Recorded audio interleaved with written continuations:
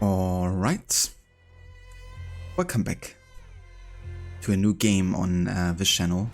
Today we will be starting a new Prince of Persia game, The Lost Crown. Launched just a few days ago, and yeah, it's actually made by the same guys that are also behind some of the Rayman games, like Rayman Legends and Origins.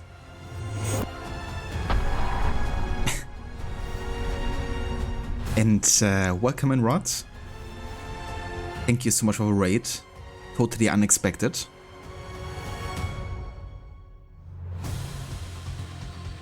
I never saw this coming. But yeah, welcome in, Rod Crew. Hey the Shiller, hey the Listener. Hope you guys are having a good day so far. And yeah, welcome in to the beginning of our stream of a new Prince of Persia game. It launched just a few days ago.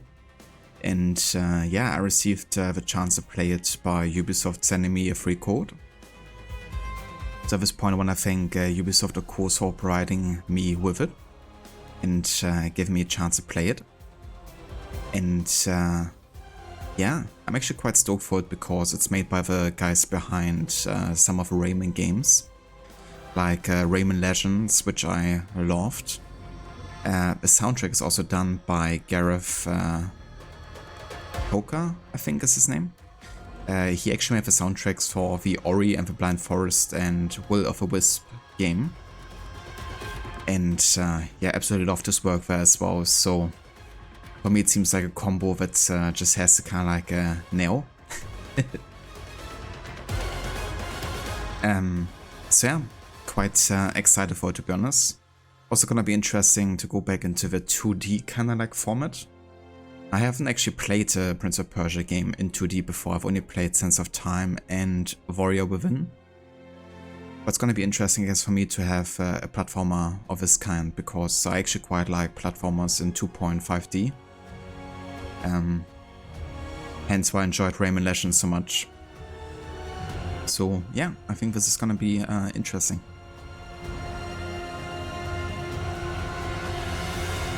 But yeah, welcome in again also Mustang and Dr. Darling.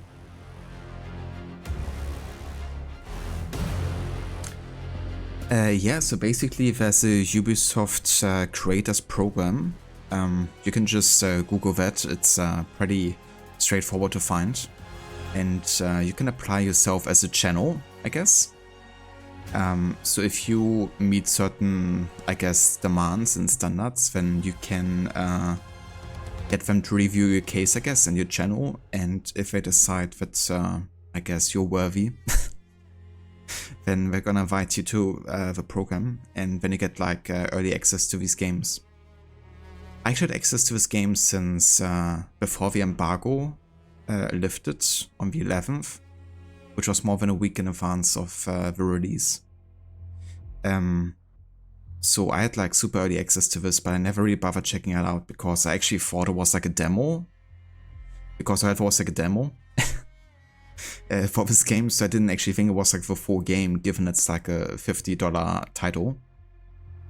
But yeah, I checked it again and turned out it was a full game, so I was like, okay, I guess I'm playing this then.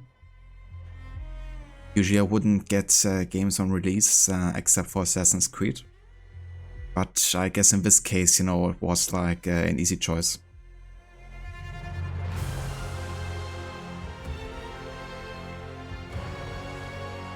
But yeah, so for full transparency, basically I'm also like in a contract, of course, with Ubisoft when it comes to those kind of things. So I basically have to thank them at the start of the stream for like, you know, providing me with it. And I also have to put hashtag Ubisoft partner and hashtag ad into my title. But of course I'm only doing that for actual campaigns. I'm not even sure if I have to do it now that the game is fully launched. I'm just doing it to stay, I guess, safe. But of course I don't do it for like other Ubisoft games I might be playing. Just if I get like early access. Also, hey there, Ogogi, welcome in. Of course I'm worthy.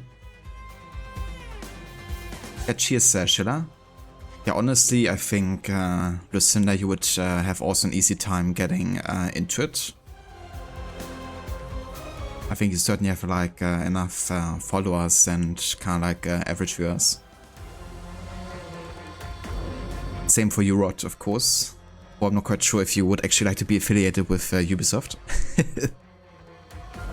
At least current Ubisoft. I wouldn't blame you.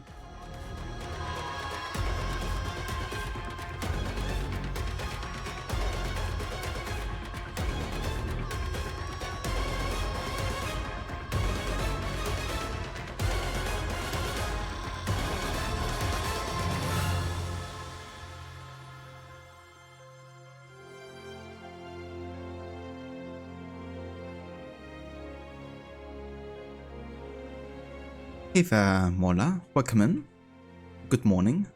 And happy hump day.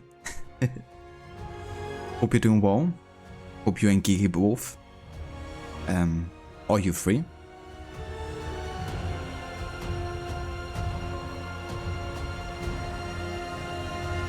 Thank you, Ubisoft, for allowing your company to have free advertising. Exactly. Well, I guess they technically invested $50 into me, but it's hardly a loss. For them, at least.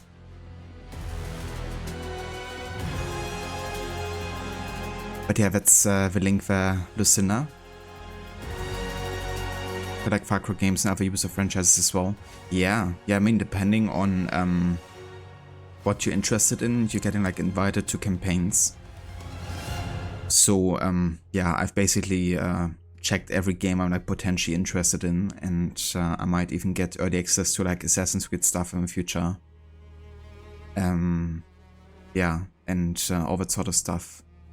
If there's ever gonna be another Watch Dogs game, of course. Well, that's kind of like doubtful.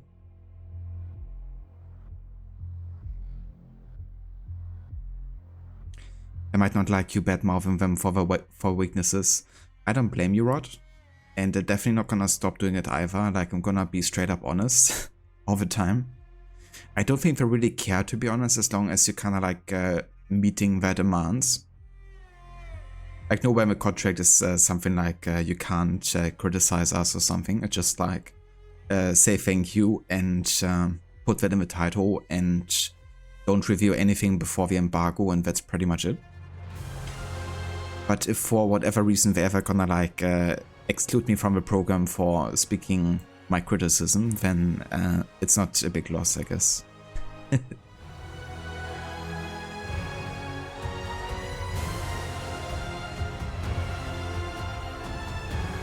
Well, it's going to pardon me, it's going to be a great day, and yes, the little nugget is doing great. This game's about him, the prince part anyway, definitely. But yeah, glad to hear that you guys are doing well. That's good to hear.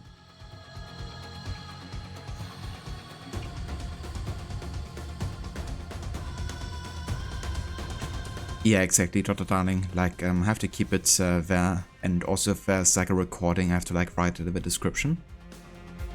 But yeah, that's alright, I guess. Kevin wanted set in Japan. No kidding. I do that.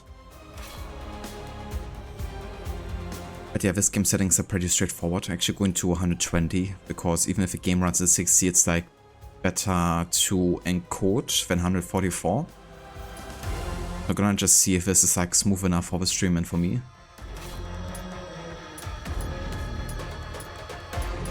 Gonna have subtitles, of course. The sound, everything is just on default for now. If anything is like too loud or too quiet, I mean, too quiet I can't do anything about, but if anything is too loud, then just let me know.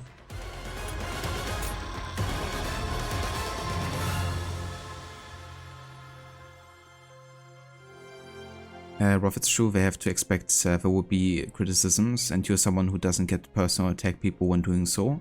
To think that they would be happy to have someone like that who's honest but fair and level-headed. Cheers, dude, I appreciate it. Yeah, I mean, I'm not trying to like bash anybody just for the sake of it.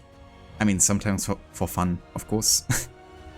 But that's not in like, you know, sincerity, I guess. But yeah, definitely, I think it's good when people are just speaking their honest mind, and it can also be beneficial for either side sometimes, if criticism is taken seriously.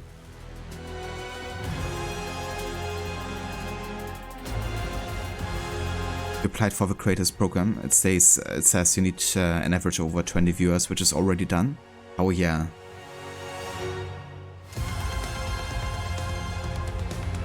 Yeah, I think you should have an easy time for sure. Might take a couple weeks for them to review, because it kind of like stays in that kind of like status of being reviewed for however long it takes for the team to kind of like look at your case. But yeah, I think you should have an easy time for sure.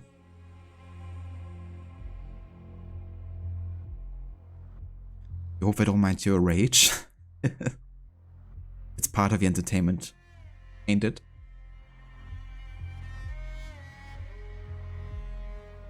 It's not dangerous on your lady, especially with a baby. Yeah, understandable. Like, definitely don't want to have like an accident where you just like slip. Need some of these like spike shoes or something.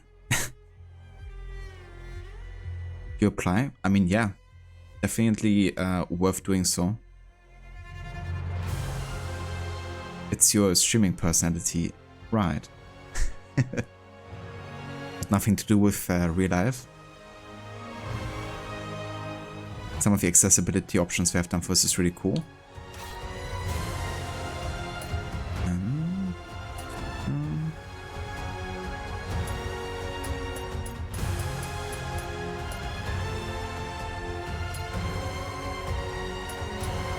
Have I missed them?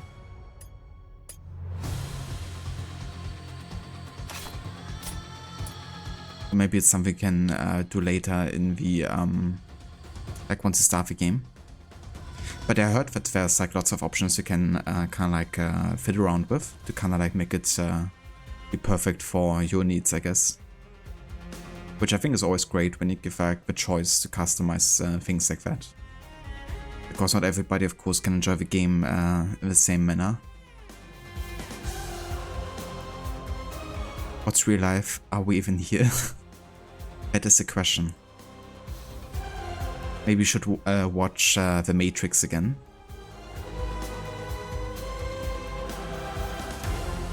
I really appreciate it when you shit on the game, then follow it up with a compliment. At first you gotta bring them down, so a compliment feels even more worth it, you know? It's very effective. Do have a self-esteem, then build it up.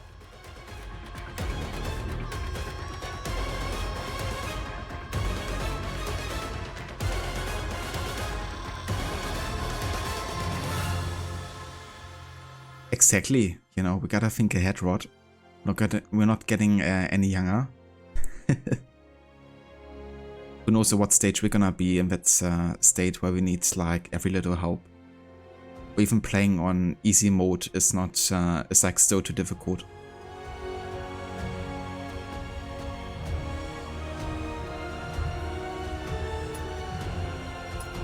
But yeah, I would say, let's start the game.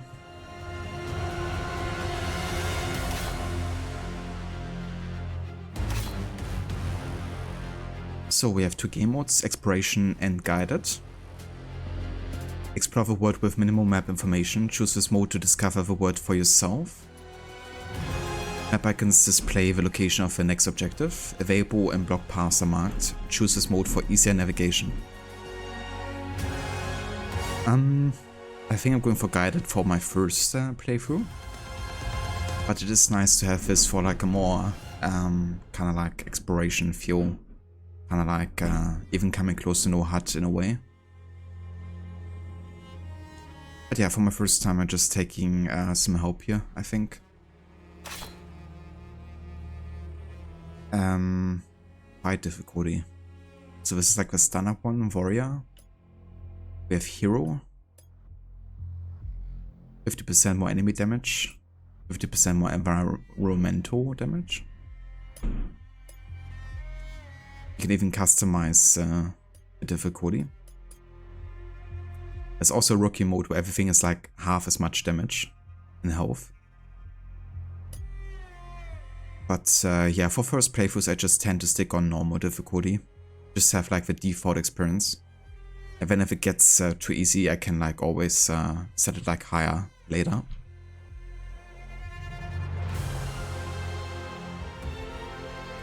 Where's the lost crown? Give me the lost crown!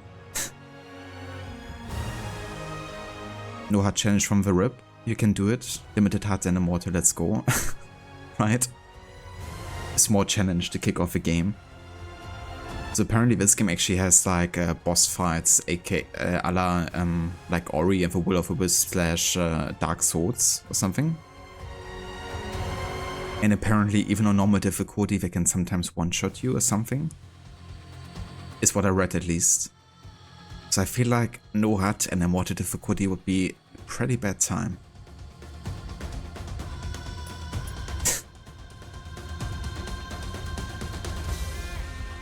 Do we have crook mode? I wish. I guess that's the custom one. How much work can I do this? Okay. It's like the Chivalrous. But yeah, no, I'm just going for regular.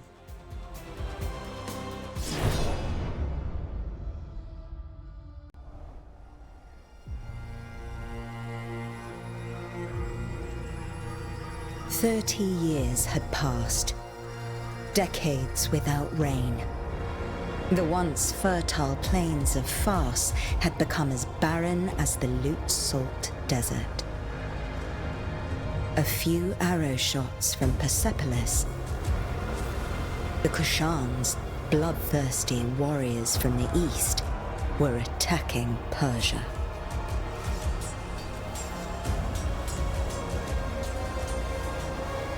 Persian soldiers defended the land, no matter the cost.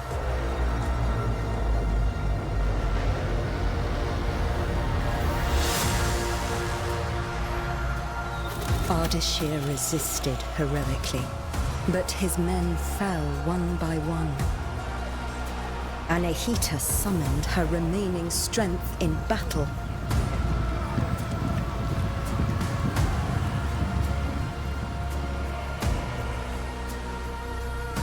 For Uvishka, the Kushan general, victory was certain.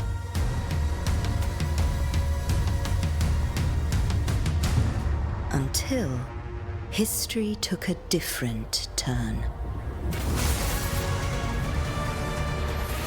The 7 immortals were the best warriors in the kingdom.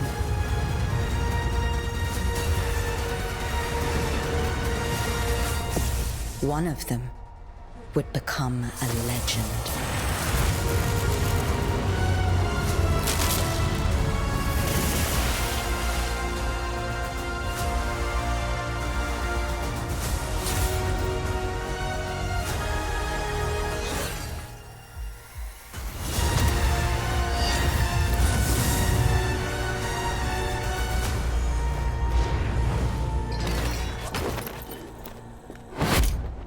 Onward, immortals!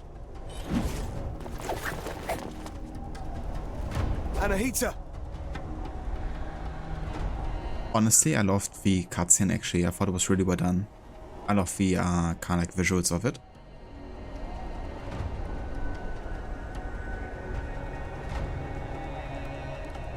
Rod, you always like the name Persia. It has a nice sound to it. But it's very true, yeah. And me too, actually. And I always have to think about the movie 300. So I'm playing on PC Ogoki. Yeah. On PC currently. Music is awesome. It really is so far. I listened a bit into the soundtrack earlier, and so far I really enjoyed it.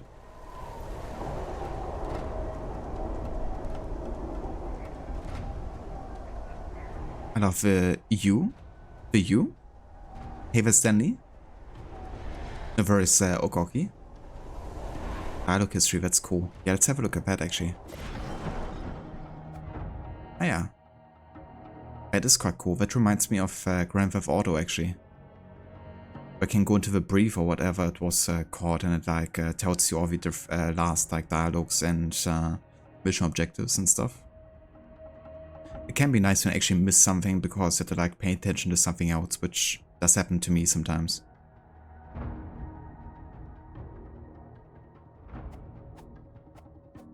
So I can even mark this? Okay. Don't worry about me. I'll be fine. Save Persepolis. I trained you for this. I will go help my wounded warriors. Let's go, Sargon.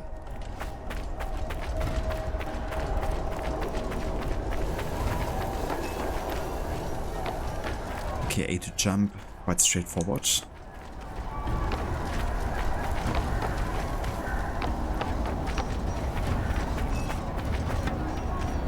And we can hold it to jump higher.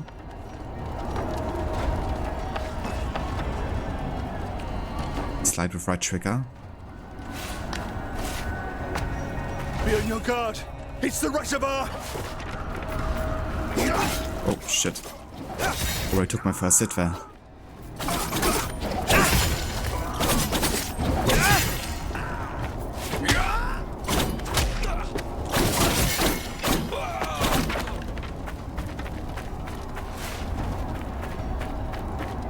It definitely reminded me of the Chronicles games as well with the slide.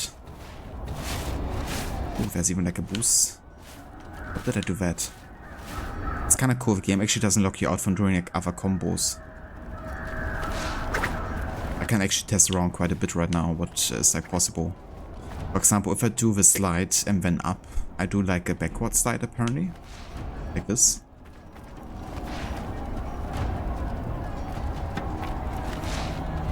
Interesting. Of course, there's like different moves depending on the direction you're like aiming. I have to say, so far it also feels quite snappy, like very responsive.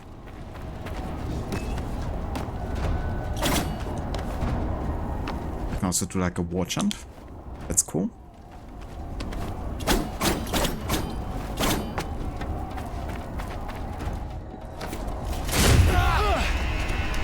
None of you will leave here alive. Okay, left trigger to parry. I like that.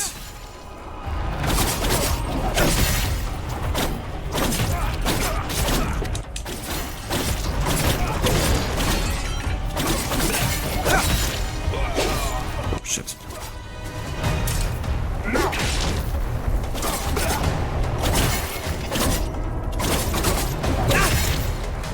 I keep pressing Y for like heavy attack. Who's having all the fun?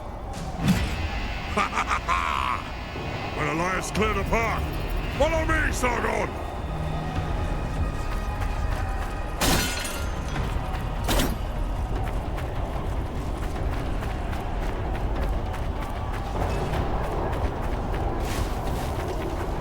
Rain of fire! Keep running, Sargon! We must eliminate those Kushan archers. Leave it to me!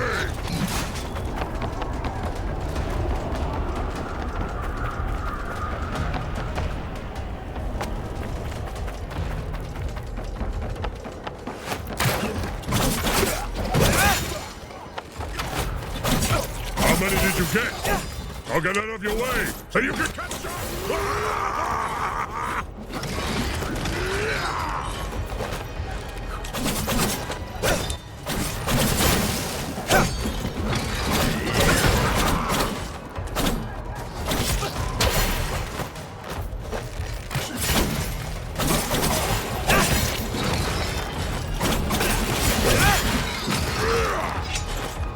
I like my buddies so far.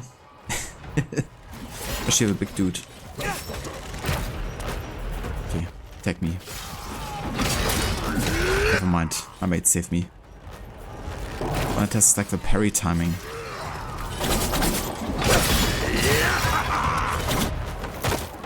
My mates are too strong.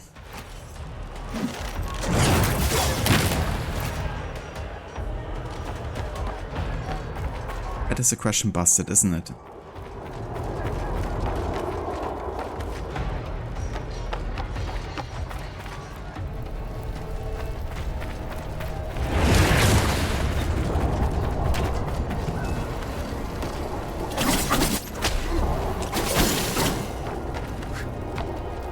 Yeah, so far a lot of it comes quite intuitive in this game, like a lot of the mechanics.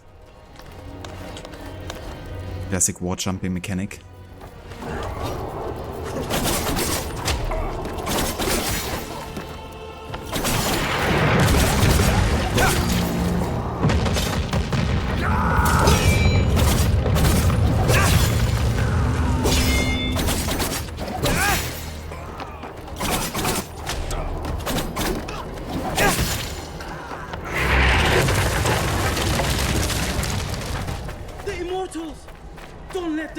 General Uvishka! Watch out, Sargon! Reckless attacks. Here do I present a special opportunity. Parry with left trigger to trigger a vengeful counter.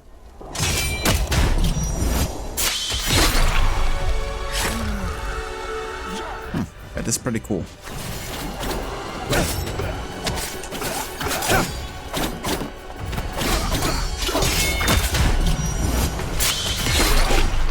I like how I step through my mate there.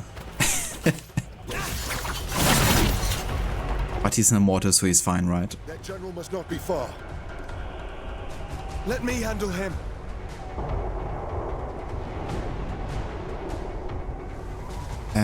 Then you get the feeling that I wanted to keep the interest for the Prince of Persia franchise after the delay of a main game and put together this one, taking Chronicles Games engine as a base. Could be, yeah, definitely. I mean, the game has been in development for at least 3 years, I think, so definitely wasn't developed on a whim. But definitely could have been to kind of like bridge the gap a bit in between, like, yeah, the announcement and the release of the Sense of Time remake. Yeah, it has been in development for 3 years according to concept artists I've looked up. And it's also done by the studio behind the Rayman games, behind Rayman Legends and Origins. It's definitely also done by a studio that knows their way around like platformers quite well. I think it was Ubisoft Montpellier that did this game.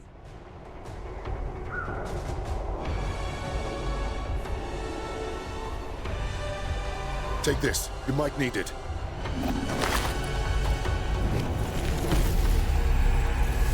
New item acquired. Healing potion.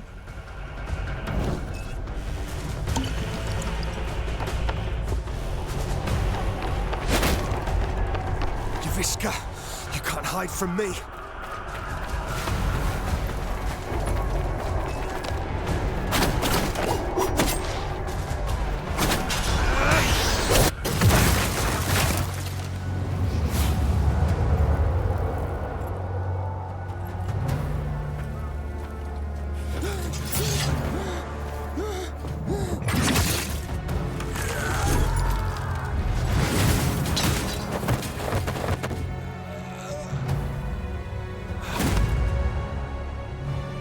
The Russia bar, was it?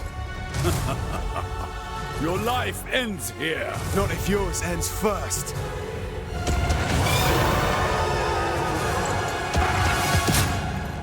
Oh shit, already boss fight. Already getting hit. Already getting hit again. Can I parry this? Oh no, this.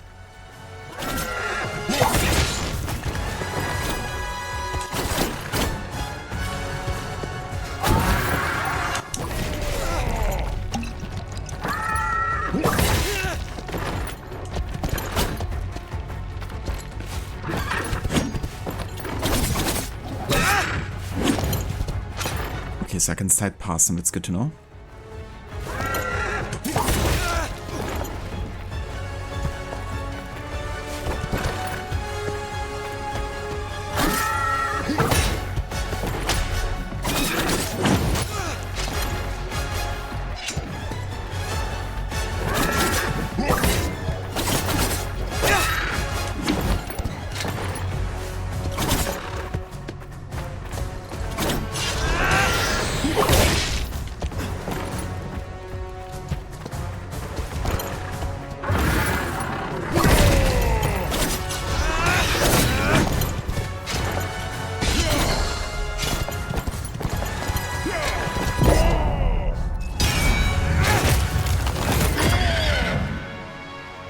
In your face.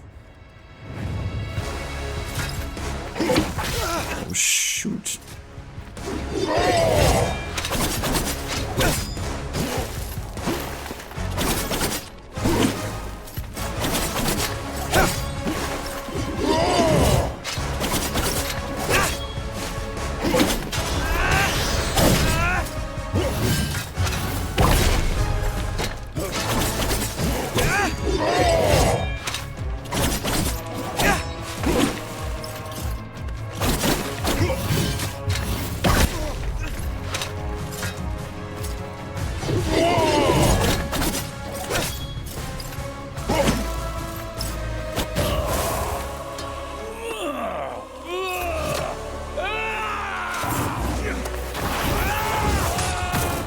The Mr. Reverse von Valor.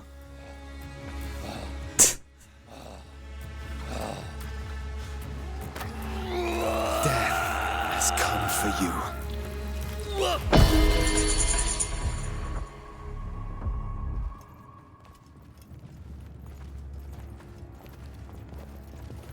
The mighty Simurgh, protector of Persia, has long left. But should our enemies try to take advantage of the situation, they will soon find that the kingdom's bravest warriors will be their undoing.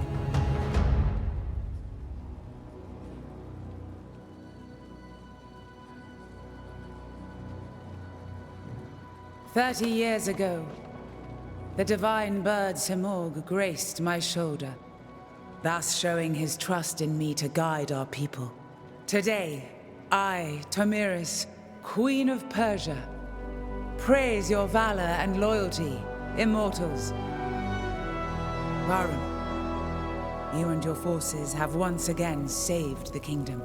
Hassan, Prince of Persia! Step forward, Sargon. Word of your deeds precedes you through the streets of Persepolis. Accept this royal sash as a token of our gratitude. Sargon, the Rashabar, the black wind that destroys all in his path. There he is, the Prince of Persia.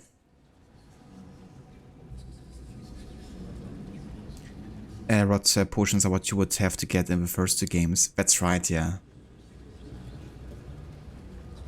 There definitely seem to be quite a lot of references to the early games. Also, like, musically, like, some of the soundtrack reminded me quite a bit of Warrior Within with, like, more like rocky themes sometimes. That's a nice mix so far. But I think we've yet to hear some of the tracks that I heard in the soundtrack. It reminded me of Warrior Within.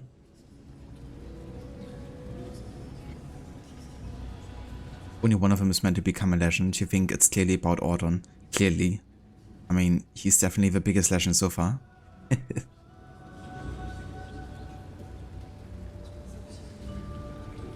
Hello, Prince of Persia. There he is. Prince Ghassan. I didn't choose that name. You need not worry. I do not attach any importance to these superstitions. The winds also carry the seeds of future harvests. I am truly glad to meet you, Sargon. Thank you, Prince Hassan. Honestly, I like the presentation of this game so far. You know, it has quite a unique art style, I guess you could say. It looks both old and new, in a way. And this kind of here reminds me of Hades, isn't it? It's kind of like dialogue and then like people coming into the screen like as a character model. I mean, I haven't played Hades, but that's what I kind of like associated with it. I feel like it works well for the presentation of this game with the story. Because you don't really get these close-ups of like cutscenes. But surely reminds, yeah. And like the whole like dialogue box thing for sure. Let us drop the honorifics, and may we get to know each other in less formal circumstances. As you wish, Hassan. Key item acquired, Royal Sash. Offered by Tomiris, Queen of Persia. The highest honorary distinction reserved for the most valiant warriors.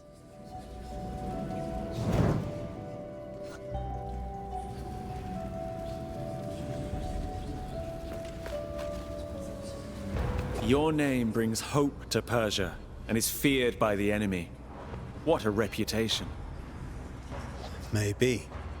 I didn't ask to be prince either, but fate has spoken and I must accept it. Varun, we're somehow the only immortals left here.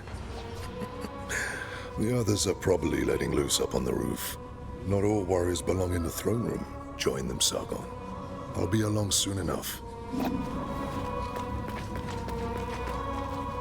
We owe this victory to you, Rashabar. I am glad you're on our side. Just watch out. The Rashabar is said to sow ruin and destruction. I do not believe such stories. I've seen your contribution in battle. That is all that matters to me. Bottom sounds like it's voiced by the actor for Brasidas. You've captured everyone's attention, Sargon. Remember this moment. Yeah, that's very true. I didn't even realize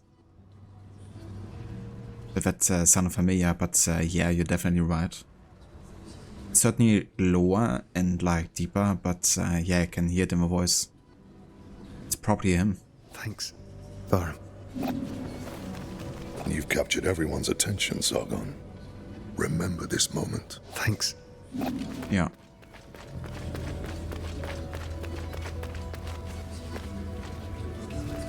Long live the House of Tamiris. As I look and it's him, Stuart Scudamore. Nice. I quite liked Brasidas' voice actor actually. I liked his character in general in Odyssey.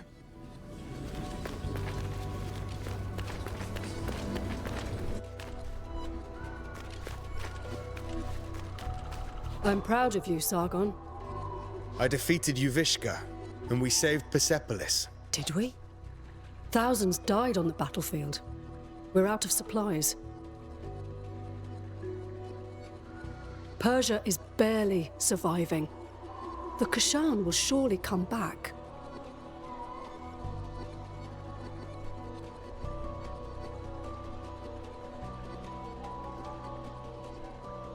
Yeah, definitely, Rod, it really is. One of the things where I wished history would have been different, you know? You like punishing him in the underworld? That is truly evil, Dr. Darling. But then again, you also played Psychosandra, haven't you? Or was that in another playthrough? The actor for the Prince was in Origins, but only credited as voices. Okay, but good to know its origins, then I can maybe pay some attention to it if I can't recognize it. By evil, he was guilty for what he was accused of. Well, I guess there's being guilty and being punished for it.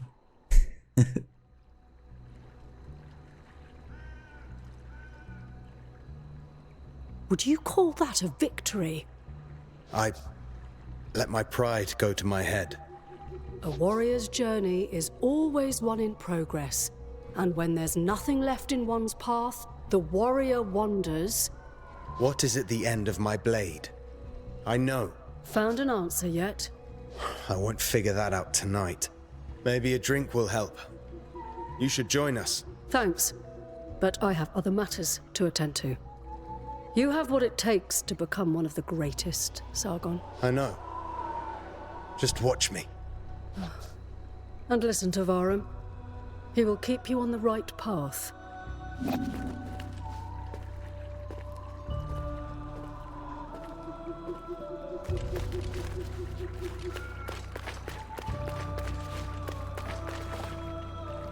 Yes, I can't go down that way. That's also into water, so... Can I go down here? I can't.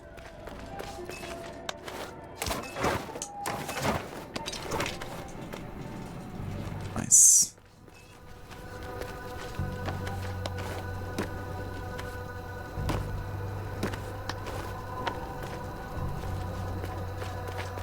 I'm telling you, Prince Hassan may be my son. Is that right, Orot? You want to tell us anything? He's a true ancestor to the Prince of Persia's, or the Princess of Persia. It's like the almighty grandfather, Orot. Some strong genes there. Oh, that's nonsense. He looks nothing like you. He took everything from his mom, that's all. That's a good laugh, actually. I should clip that.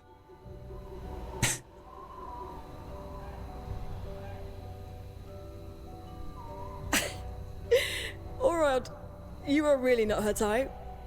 Whose type? Ah, the kid finally decided to join us. The hero of the day. The Queen's new protege. So, you're mingling with aristocracy now, eh? Or trading in your swords to become a satrap. Laugh all you want. Who eliminated a general tonight, huh? Don't encourage them, Sargon. It just means you've impressed them. Yeah, he's right. You were impressive. If you want to talk more quietly, I won't be far. Or privately, huh? Was Varum still with you? Yeah, he's in the throne room. So there. Must be collecting our payment. What payment? I like that this game has a lot of like optional dialogues. That way, if you want to like speedrun the game, you can do that. But if you want to just like enjoy some more story and take your time, you can also do that too. At least so far. Artaban gets paid in scrolls. I can hear you, Menelaus.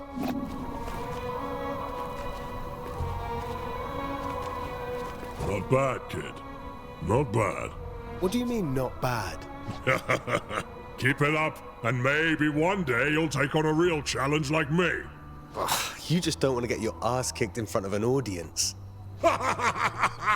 Keep dreaming, kid. Go see Nade. She's waiting for you.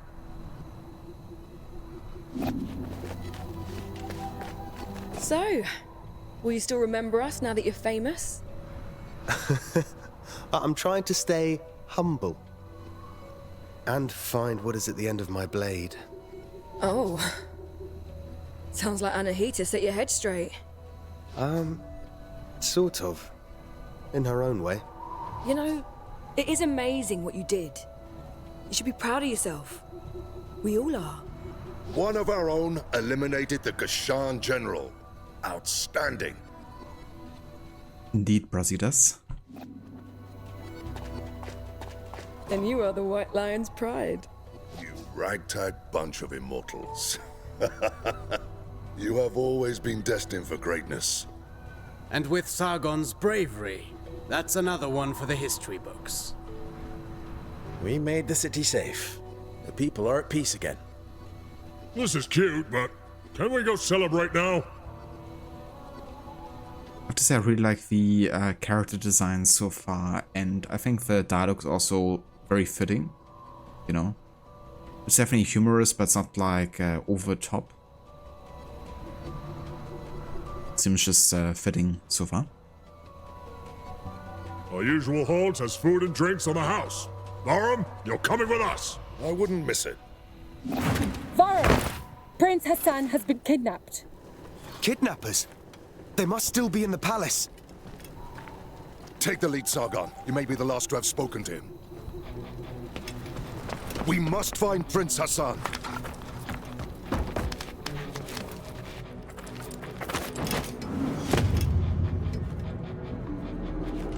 Anahita's guards.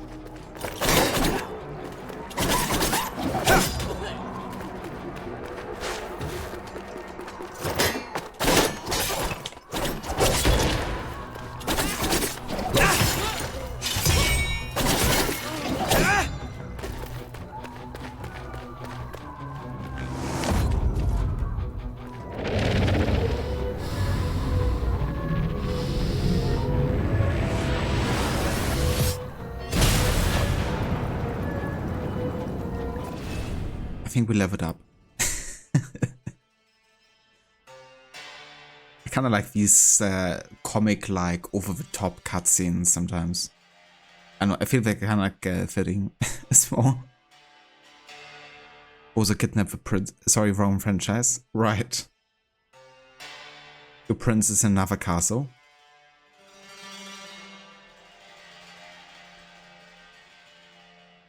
Both side-scrollers. Exactly. Afra's Surge. Afra is a sacred energy that burns in every living being. In battle, the greatest warriors can control the Afra, intensifying its light to use exceptional abilities. Sargon's attacks generate Afra while taking damage dispels it. The buildup of Afra is shown in the gauge at the bottom of the screen. It's kind of like adrenaline in the AC games, in a way. Once the gauge is full, Afra search becomes available. There are different ones that consume different amounts of Afra. Hold left trigger and X to use the first search.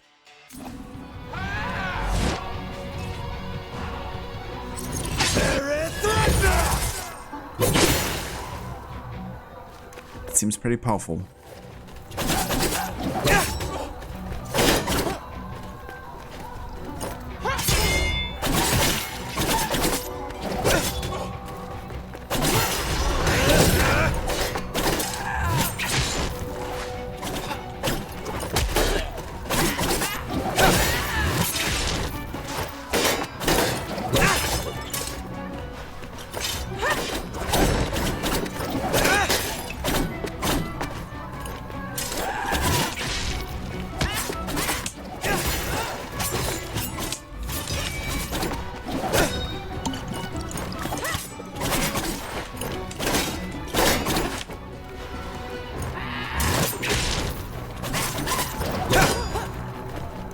I can't parry these projectiles that they're throwing then.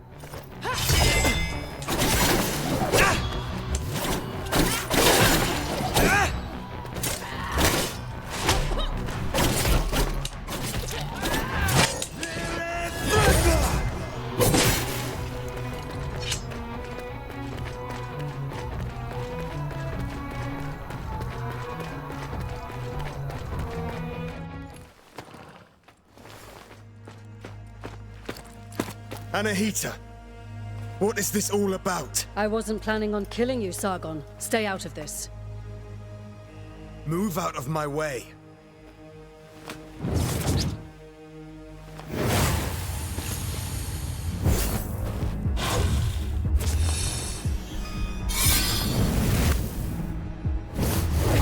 What the hell was that? Still a child.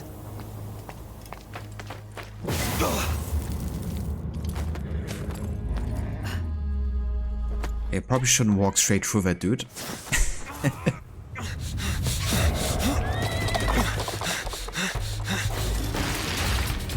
I'll find you, Hassan. You really shouldn't have walked through, dude. That sword swinging wasn't just for flair.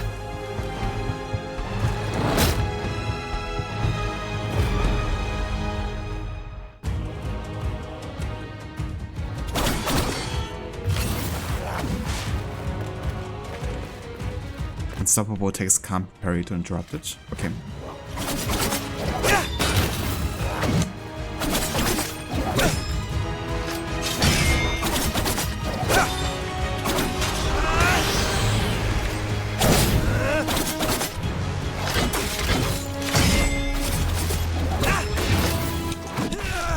Oh shoot. Fuck. Wrong button. No.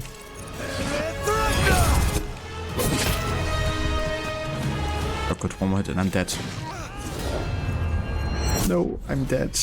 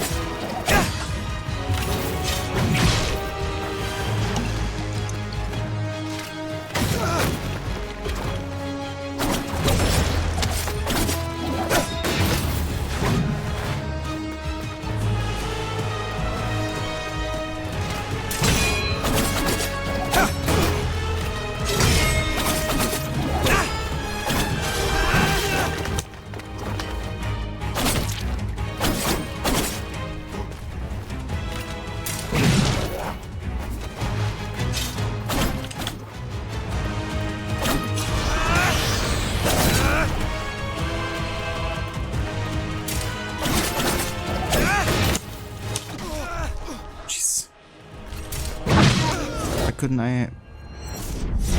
Okay. For some reason I couldn't use my special ability. I don't know why. Requiescat in pace.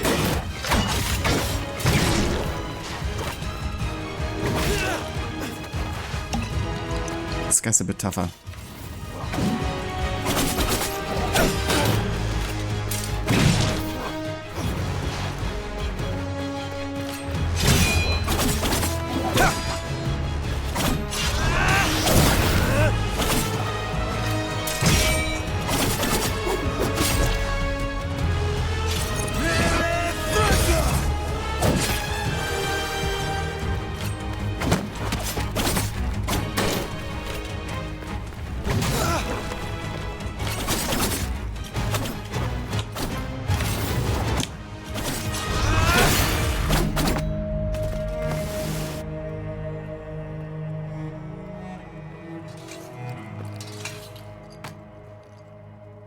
Anahita, what is going on?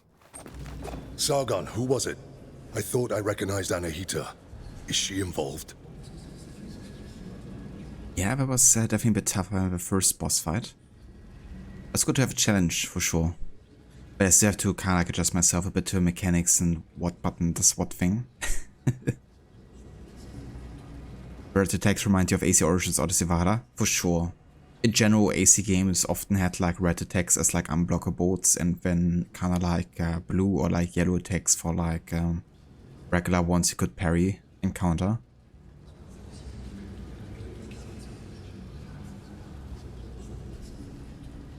Yes, she is. Without a doubt. Baram, gather your forces. You are to leave for Mount Kaf at once in search of Prince Hassan. Ardashir and his soldiers are already on the way. We need all the help we can get. We will not fail you, Your Majesty. Bring him back. Bring back my son.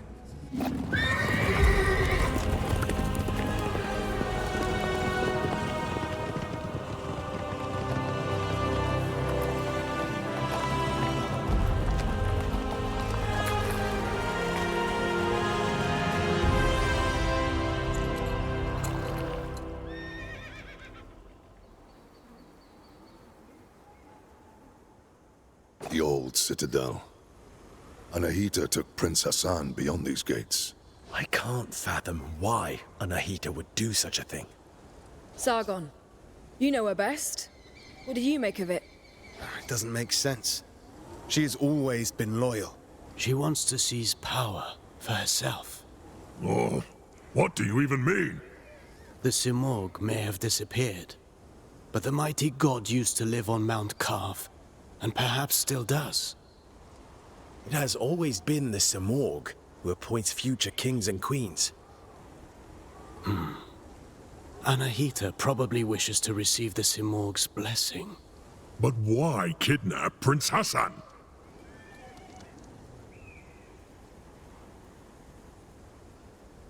She needs him. The gates to the Simorg temple only open for members of the royal family. She has lost her mind. She will never get the Simorg's blessing like that. We can't be certain. After all, the Simorg may be weakened. One thing's for sure. Prince Hassan is in danger. She will kill him once she has no need for him. Immortals, follow me. Let's help Ardashir and find Prince Hassan.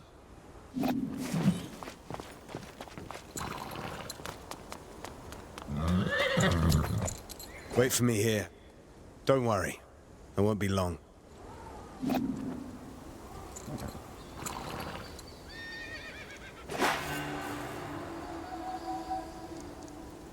New quest, Lost in Mount Kaf. Immediately starts walking backwards into the other direction.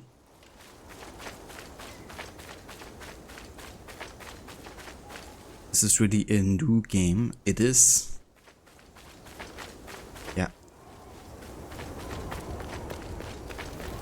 Hey Vafro, welcome in.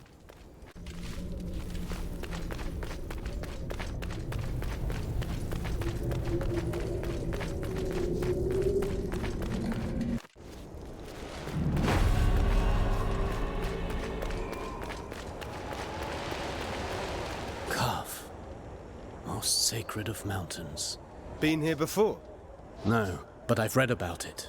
This place was once the site of King Darius's palace. Darius? Religion, medicine, astrology, geometry, algebra. All knowledge was gathered here, accessible to all.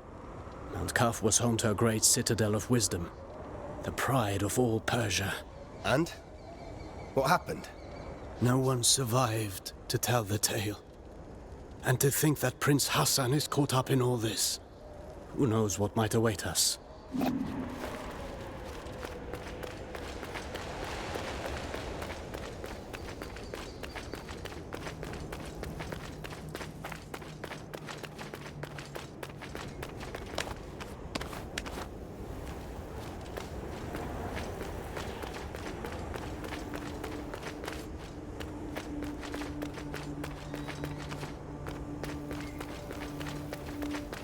What is this sorcery? I'm a warrior, not a seer. Frozen as it falls. As if time had stopped. Like what he says, frozen as it falls, because that's actually the name of a music track playing in the background.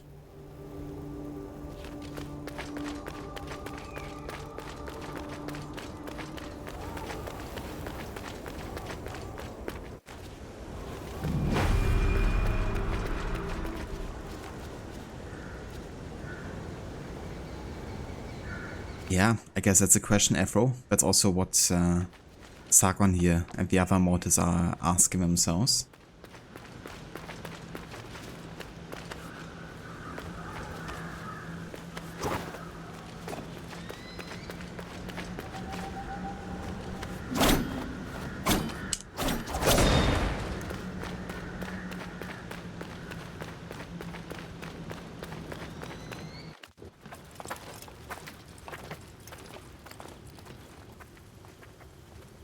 Stay sharp.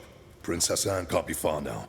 Something is not right here. We must proceed with caution. Sure, man, Elias. You can scurry from shadow to shadow like frightened vermin. I'm serious, Orod. There's a strange presence here. I can feel it too. And there's only one way to find out.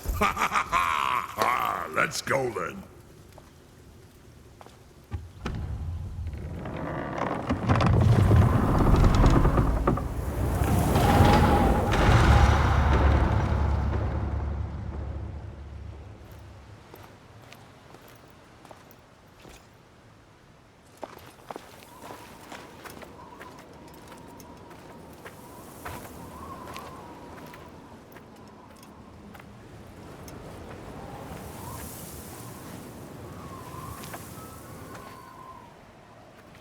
Barum, this is Azad, one of Ardashir's men.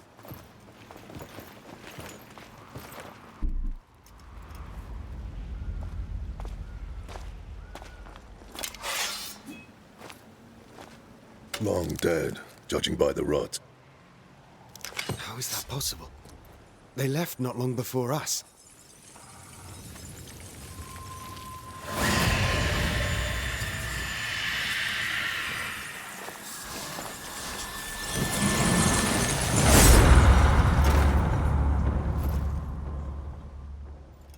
We are not welcome here.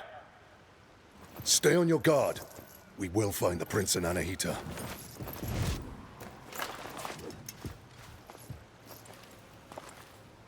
We go east. We don't go anywhere. You'll only slow me down. You're on your own.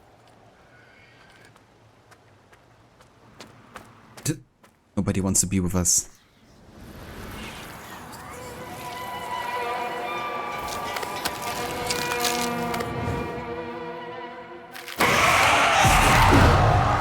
Except this dude.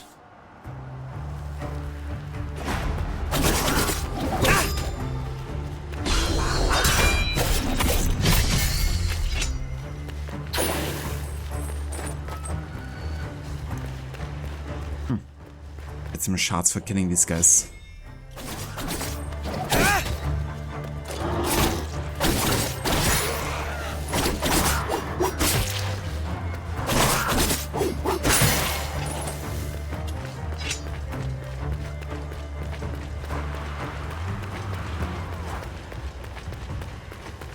Anybody else?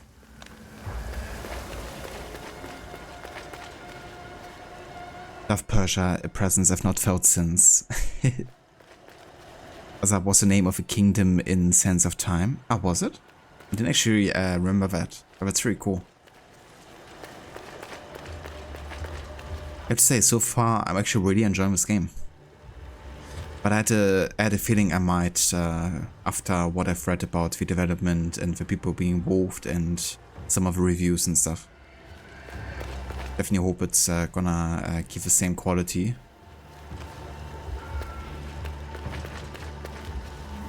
So far, I've really liked this. Can I heavy take this?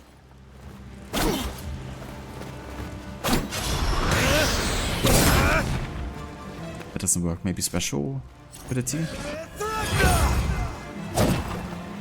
Doesn't do anything.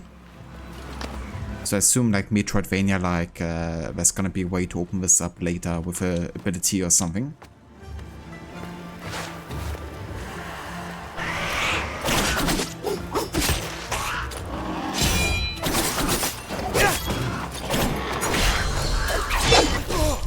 Jesus, what the heck? I got stun locked big time. Okay. Got me from both sides there.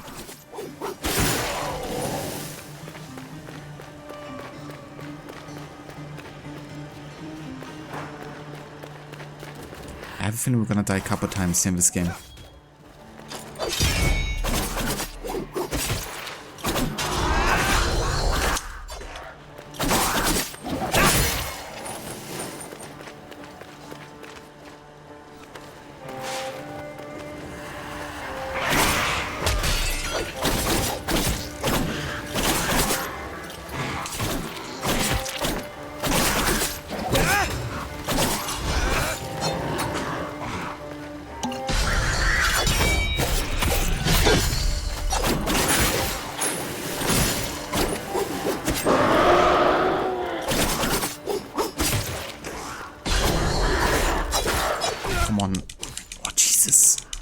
Please. Fuck. I'm just getting stun locked left and right.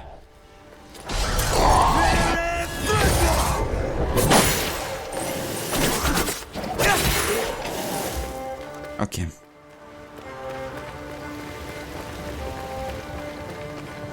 I gotta be quite careful, because once it gets really close from both sides, you can't really move much.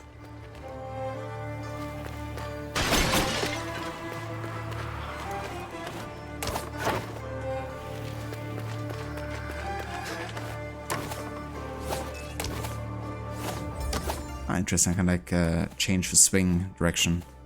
Like this.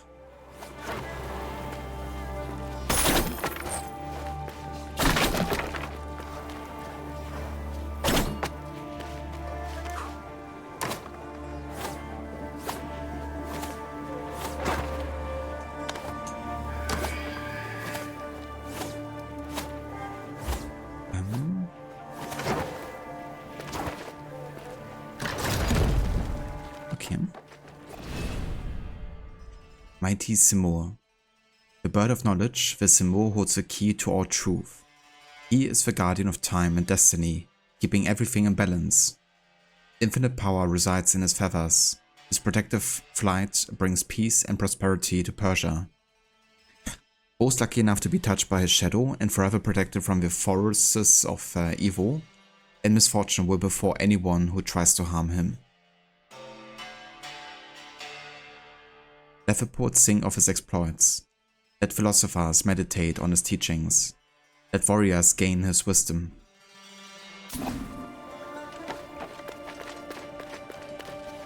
It's a piece of lore, I like it.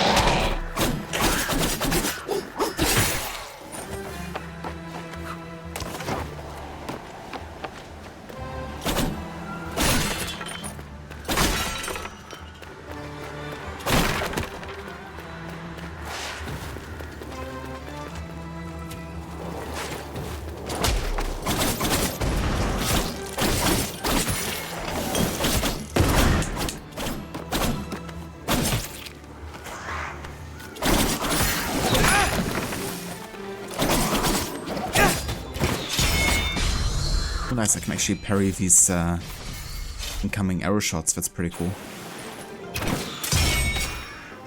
Oh yeah.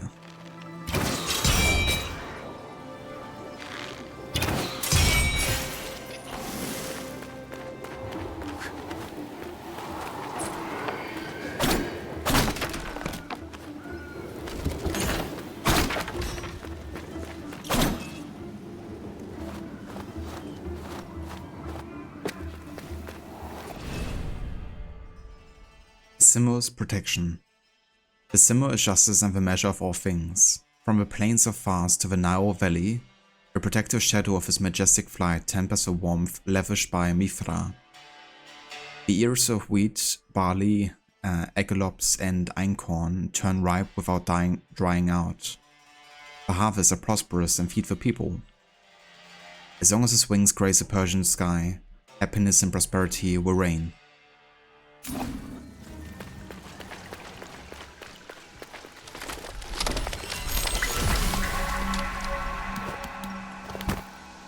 What are you doing here? This place is too dangerous for a child. Don't worry about me. I know the Citadel better than anyone. I know every step. I even go where others can't. I've chatted and argued with every creature. And I know every tree here. Like this one? Are they all like this?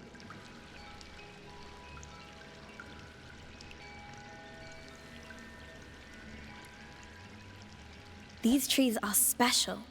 They're called Wak-Wak. They have the purest of Athra. So, stand beneath its leaves to restore your energy. It reminds me of Ori and the Blind Forest. Because it also like trees you could like absorb its power from. And then also like learn new abilities from it, but it would also like refresh all of your energy. There are many Wak-Wak trees throughout Mount Calf. Tell me, you say you know all here. We're in search of soldiers like us. Our prince is being led by a general. Have you seen anyone like that? A prince? There hasn't been a prince here in so long. I've only seen you. Well, if you've lost your friend in Mount Calf, then you're going to need an Eye of the Wanderer. What's that? It's a very rare, very ancient thing. Here, for you. The Eye of a Wanderer. This magic glass eye gives its bearer the ability to map all of Mount Calf. Go on, try it. Nice, so now we have unlocked the minimap. I do like when games give you like a logical, canonical reason to have something like a map. Makes it easier to justify it for like immersion's sakes.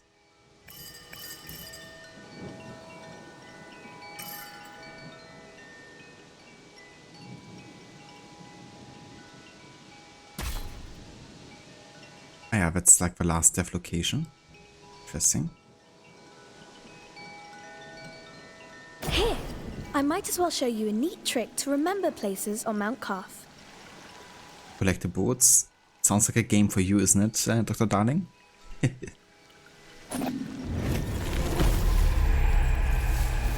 Memory shards. Allows you to capture images of Mount Calf. Mount Calf is full of unreachable passages and treasures, which you can access once you've found new abilities. It's important to memorize all these places. Use memory shards to capture an image of the environment, which will automatically be saved on your map. Don't forget to capture images of your surroundings regularly to add them to the map and come back to them later.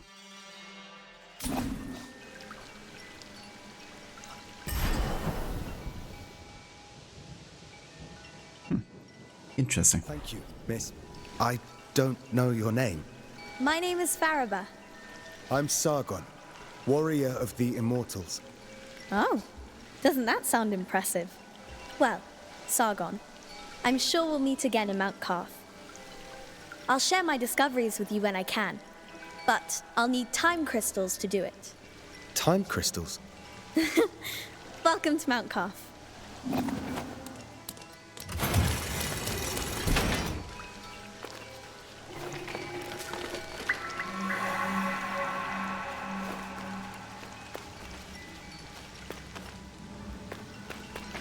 want to get that treasure there.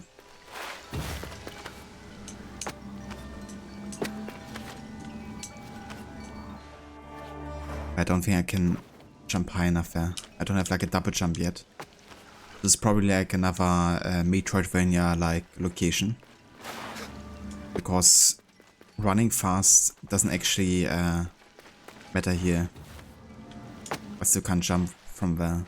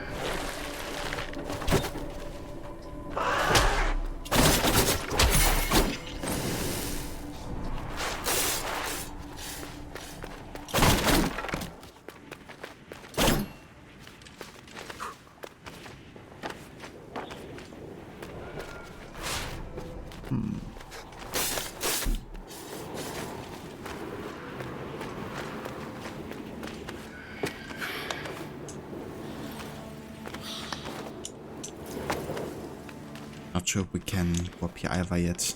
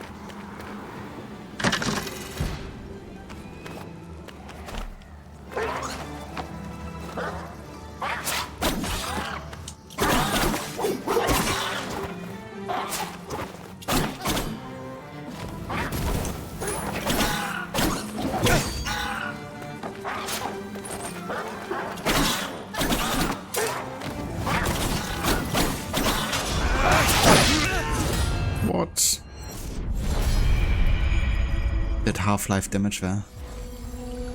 Gotta say, like, some of these enemies actually hurt quite bad. Gotta be really careful with how much health you're having and if you're having any potions left. But yeah, better take those more than half-life actually.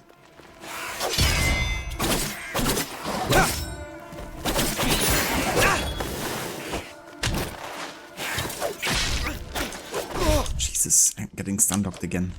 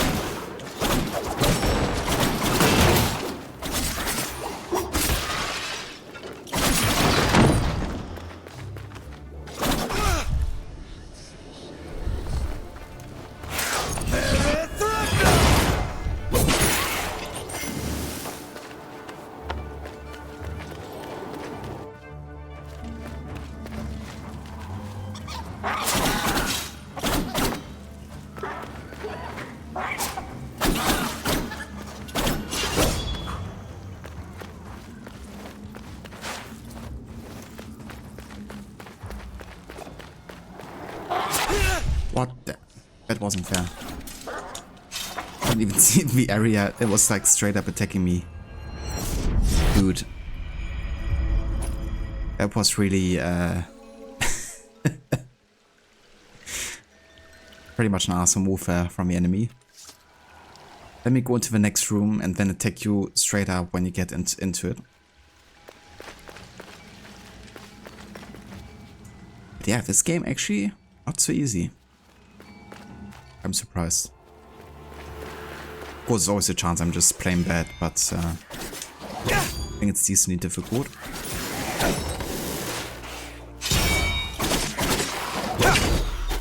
Mostly think of like mastering like the parry and dodge timings, I guess.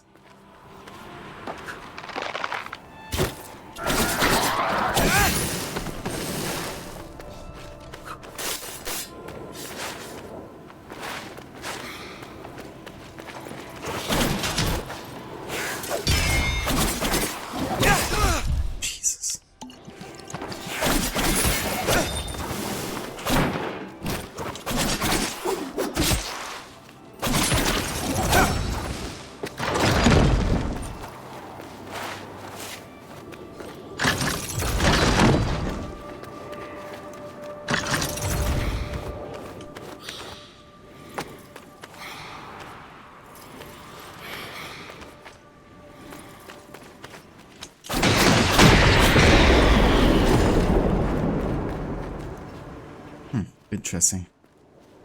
It looks a lot like Hollow Knight. It's funny that you mentioned that because I was earlier watching a stream of somebody playing Hollow Knight, and yeah, I have to say, Up here! I can see the comparison.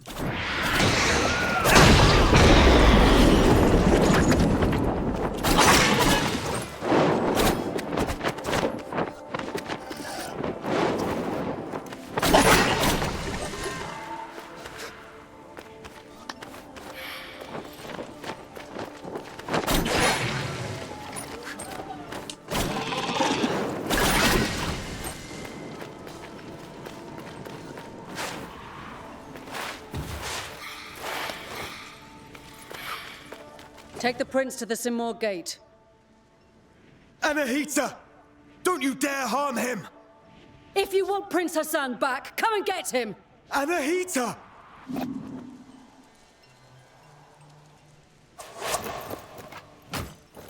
Anahita was here. She's taking Hassan to the Simor gate. Then Artaban may be right about her wanting the throne.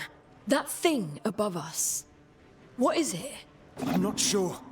But to get to Hassan and Anahita, we must destroy it. From this distance, that's not possible for either of us. Maybe Menelaus can help here. Bahram sent him to the east to investigate the forest. I'll try to find him. I'll look for another way.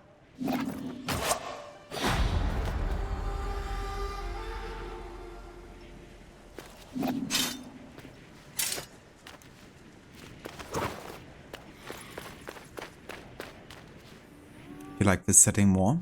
I don't blame you, yeah, this setting is pretty cool.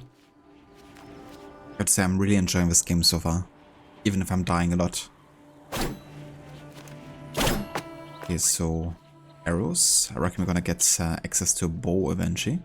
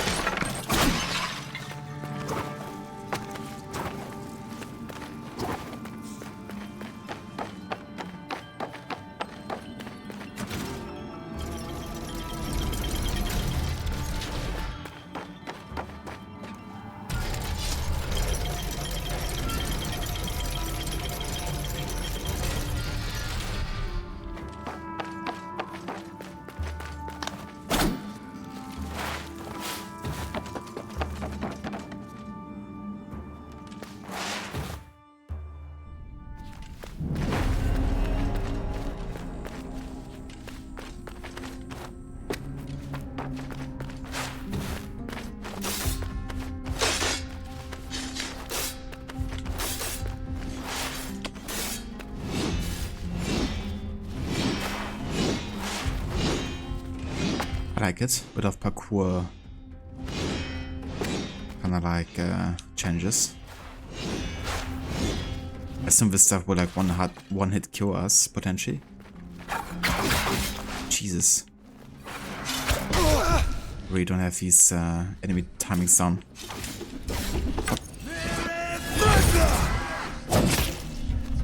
Plus I haven't faced this enemy before. Yeah.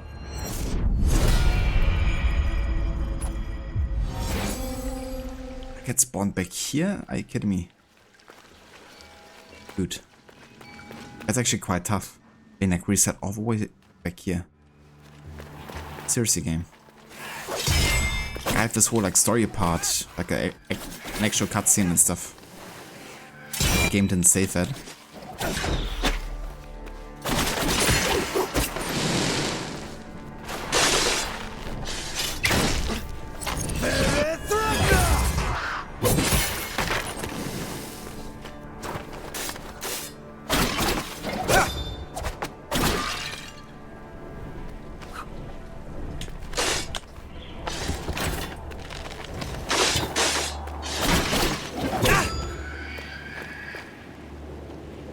Must be buffed from the other side. That's the only thing missing. Jeez.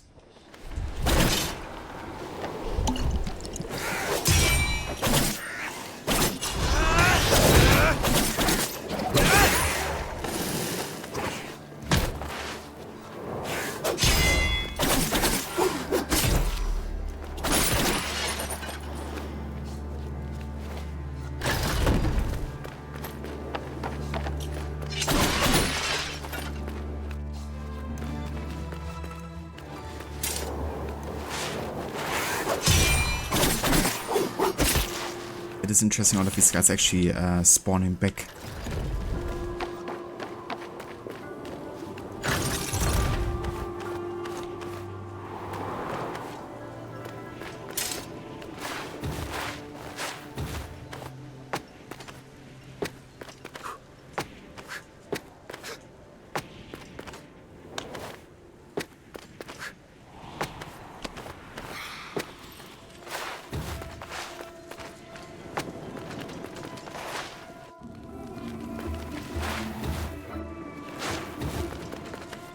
Dark Souls 4 The Lost Crown. Yeah.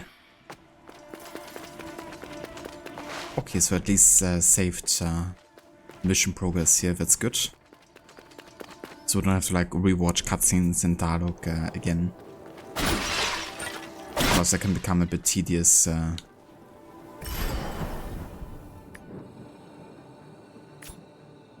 is this like an autosave now?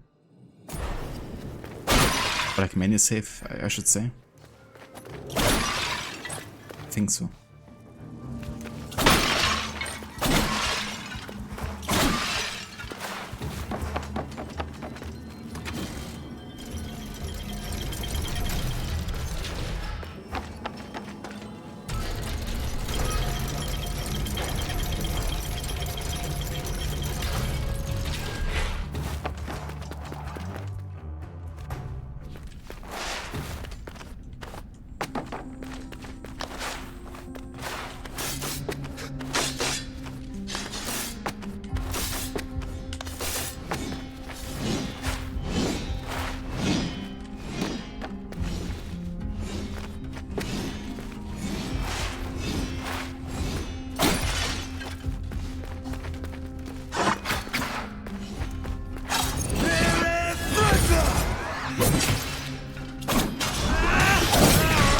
Jesus, okay, you can just block that apparently.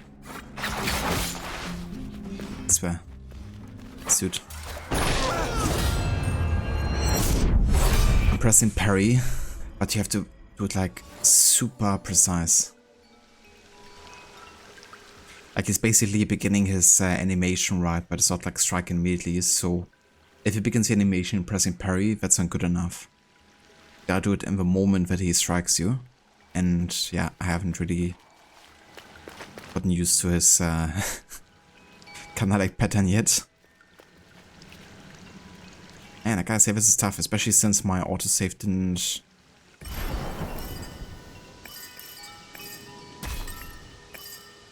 Yeah, what are these for then? I like know where I was. Okay. But it doesn't actually create like a save. That is really unfortunate. I guess I gotta get good.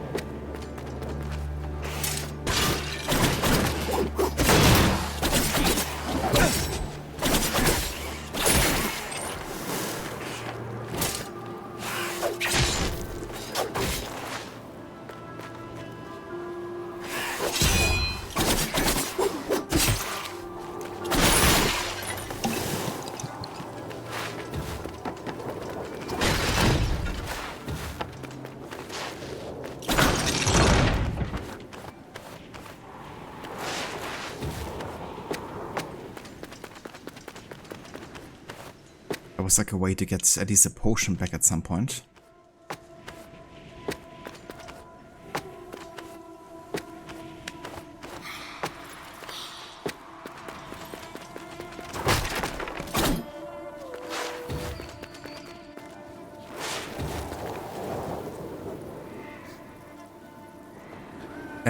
This part of the game is where you had seen before. It's great they have kept the traps because one of the things that made the early games feel like Prince of Persia tied up with the deadly traps. Definitely, that's what I thought as well, you know, having like a bit of a parkour challenge and like obstacles you have to come past. I'm hoping we have like more of this and like more, maybe even parkour puzzles of sorts, you know. One of the things I loved about the early games is just how it felt like a massive assassin tomb most of the time. Obviously this game is definitely a bit more combat focused, I would say. But the movement is still pretty solid so far.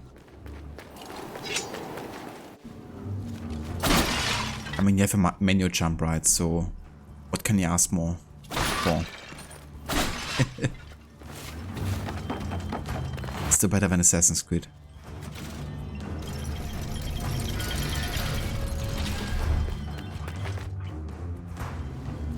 Check out this room, I haven't been here yet.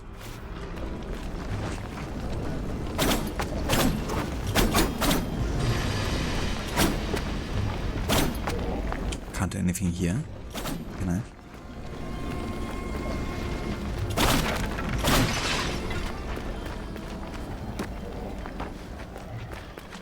Oh, hi there. Brings you here, traveler? Hope to return in the AC series eventually, but you won't hold your breath. Yeah. So the guy that actually made the parkour mod for Mirage to change the back and side eject height, that dude also added the menu jump button now, or menu jump function at least in Mirage. Apparently. It looks a bit weird sometimes with like the momentum, but yeah, it works. But only for mouse and keyboard so far though. But yeah, they made it work apparently, and obviously it makes the parkour better in terms of like how much control you're having. It does look a bit odd sometimes, because obviously the system wasn't really made for menu jump. But yeah, it works.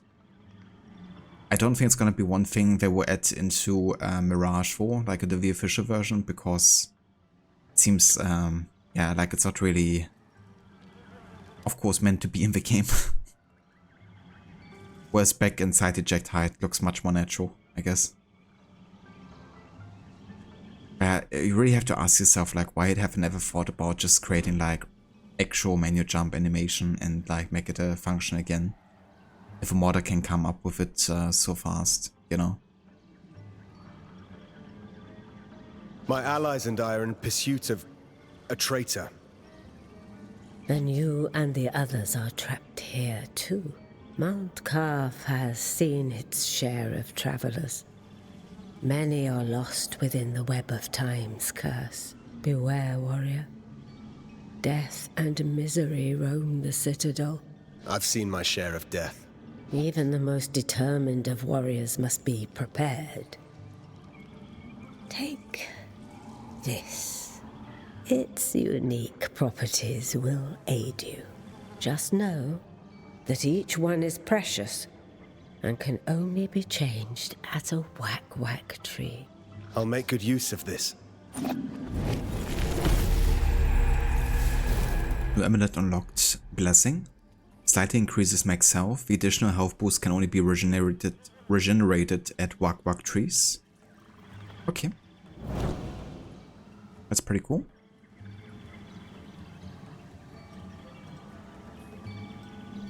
But like when the character that is really short is made to look tall, but it has slipping body parts through the clothing. Exactly. That's how it feels like.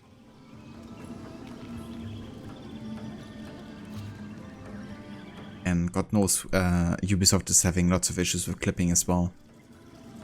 Welcome. Welcome. At least we can buy some stuff here. Increases the number of amulets you can carry, +1. Some old currency.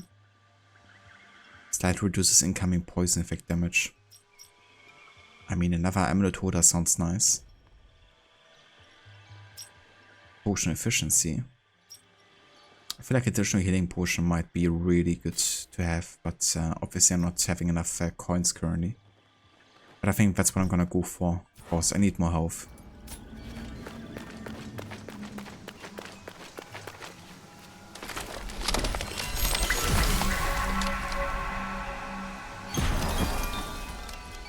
Okay, so now we can insert blessing.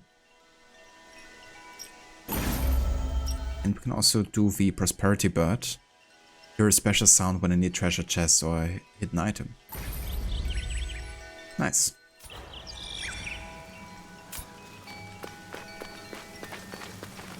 Ah, there's actually a bird following me around now, that's cool. Gotta say, this game actually has a lot of detail so far.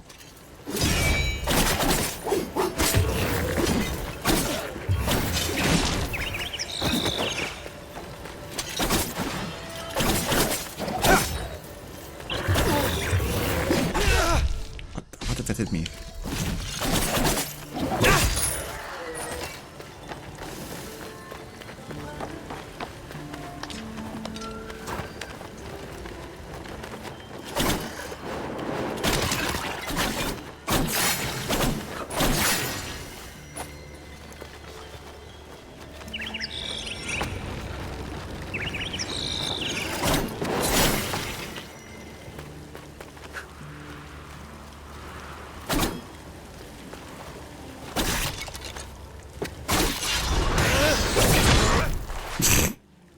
Okay. I wasn't meaning to charge into it, I was meaning to attack it and see if anything happens.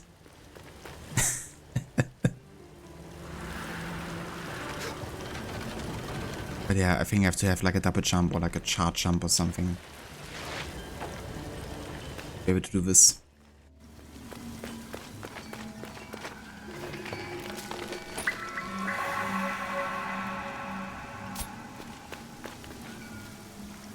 The one of Sam Fisher will also get a bird companion in the Splinter Cell remake. I definitely should give him one. He deserves it. What? That didn't stun him? Okay.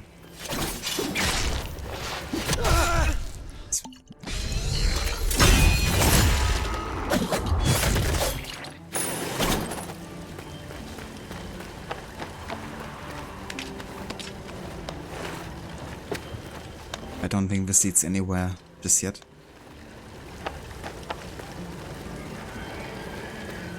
He gets a flying drone like in Watch Dogs.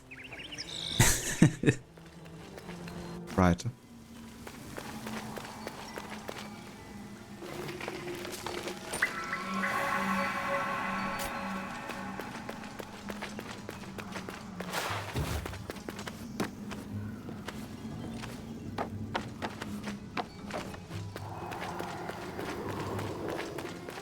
Oh, hey there. Sargon. Varum saw Anahita's guards, and he's in pursuit. As for me, I cannot continue. Time flows differently here. My mind is playing tricks on me. I can't discern the truth from the imaginary. Artaban, thank you for being honest with me. Does this mean you're retreating? I'm not giving in just yet. I intend to serve until my last breath. After all, if Anahita really has changed loyalties, I believe you're short of a sparring partner.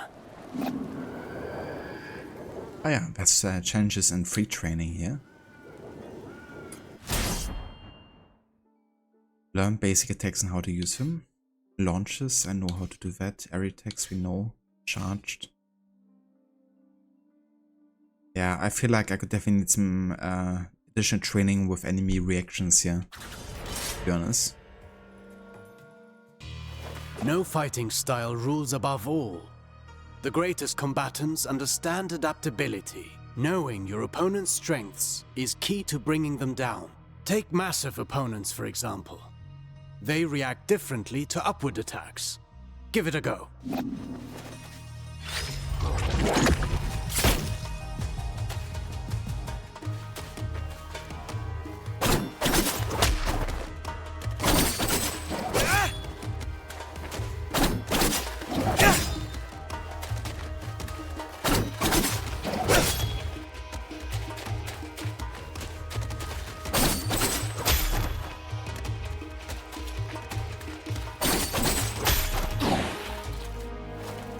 Strikes knock them back, but they're too heavy for me to lift them off the ground. Worse still, some opponents can ignore the recoil of your strikes because of their build or magic. You must be vigilant, as this means they can counterattack during your fighting combinations.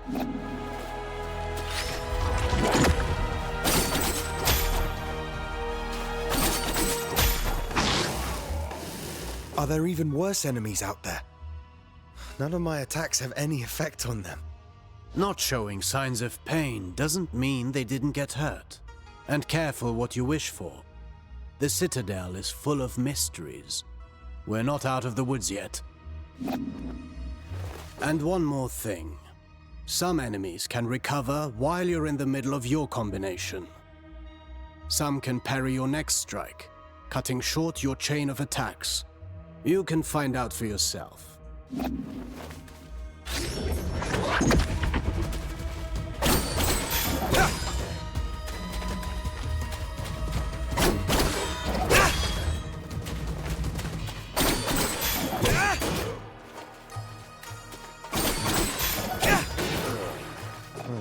I see more and more the benefit of sending the enemy up in the air whenever that's possible.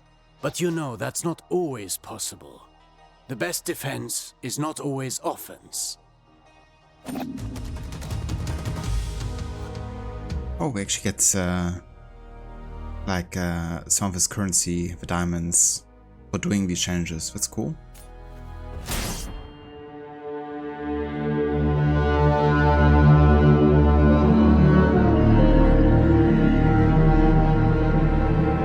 Ancient writing. The Old Kingdom.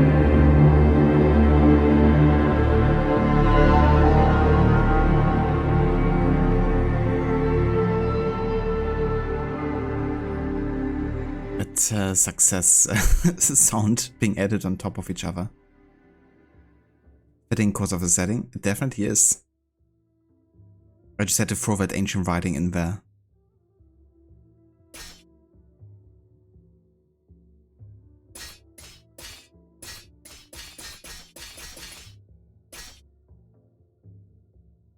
Let's do some advanced movement training. You already know this well, how recovering your balance after striking is when you're most vulnerable. After a successful dodge, the odds are in your favor. Launch a counterattack right at that moment.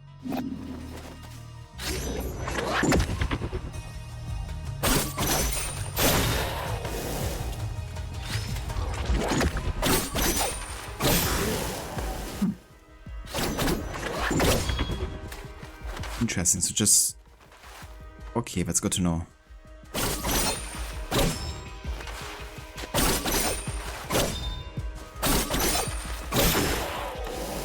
I could do this all day long. I kind of forgot that just pressing right trigger once will like make me dodge backwards instead of like holding it into a direction. Attacking from behind is also advantageous, and even more so when the enemy is already engaged.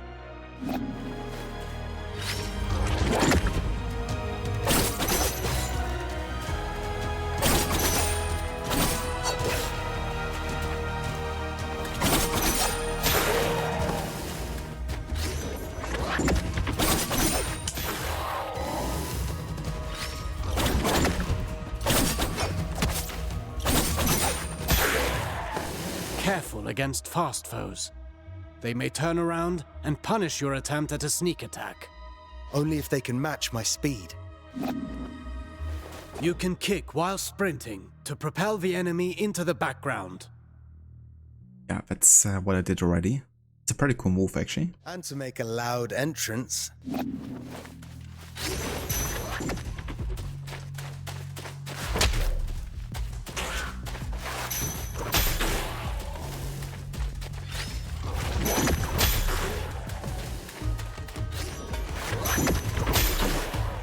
Sprinting allows you to close the distance.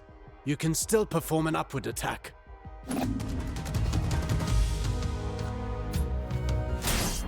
Very nice. Let's also check out the defensive option 1 and maybe the parry, and then we're done here, I think.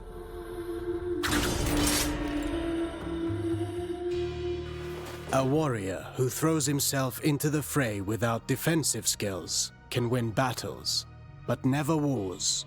It's not the first time I've heard you say that.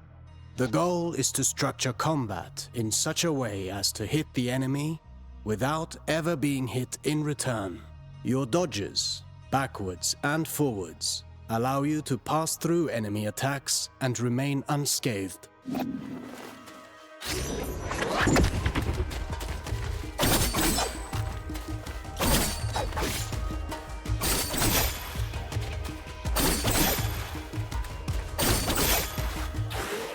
Your last strike in a ground combination does not allow these actions.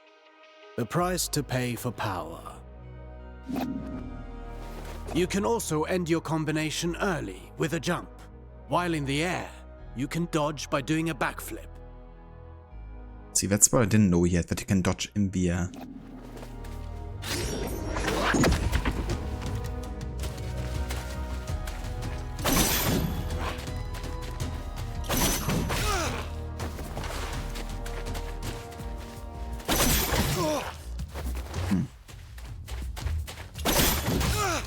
What? I'm doing this. I did it a bit too early then, I guess. Yeah. Jumping while chaining attacks can also be used offensively. Parrying is the best defense against a head-on attack, turning the table in your favor.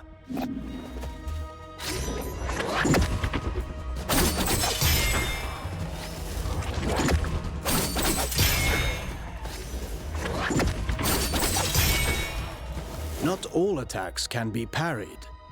If you're attacked from both sides, escaping is your best option. Parrying and dodging are not unique to us, Sargon. You can expect enemies who can do the same. Very nice. Let's also do the parry training, and then I think I'm done here for now. Artaban, I want to perfect my parrying technique. What do you have for me? The art of parrying requires perfect timing and faced head-on.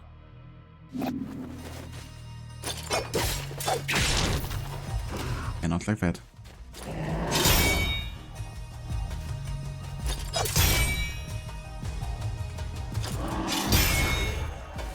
Get ready to parry. As you may have discovered, projectiles can also be returned to the sender.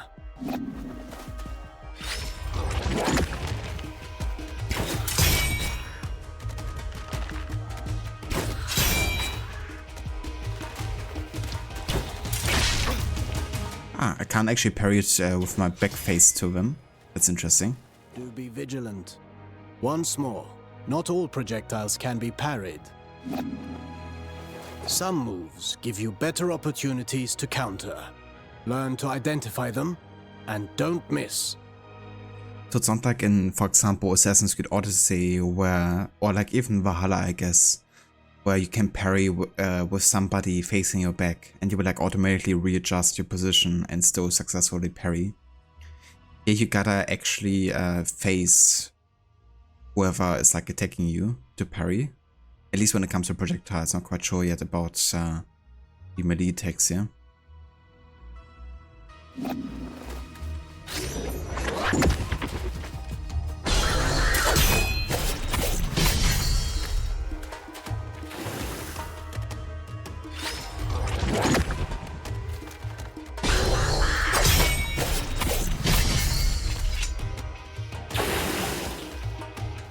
Few enemies are able to recover from your Rush-bar counters. Actually, I named them downburst counters. I like how it's kinda exclusive to Sargon. Because nobody else does this. Whatever you say. I wish I could parry any attack. You know that's impossible. Even for me. Fortunately, your senses are sharp. You'll know in advance if an attack can be parried or not.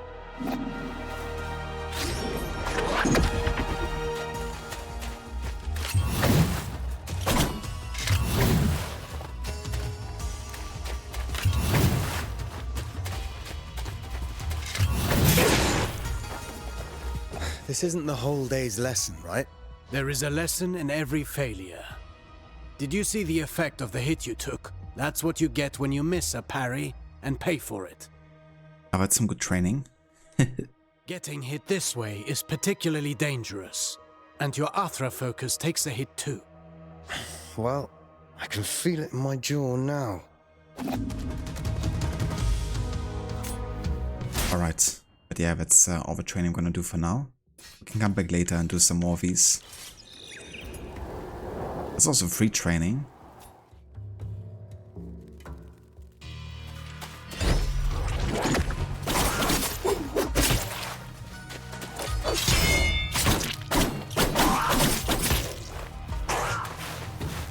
Pretty cool, I guess. If you kinda like wanna have an infinite health enemy and just like do combat for a couple minutes.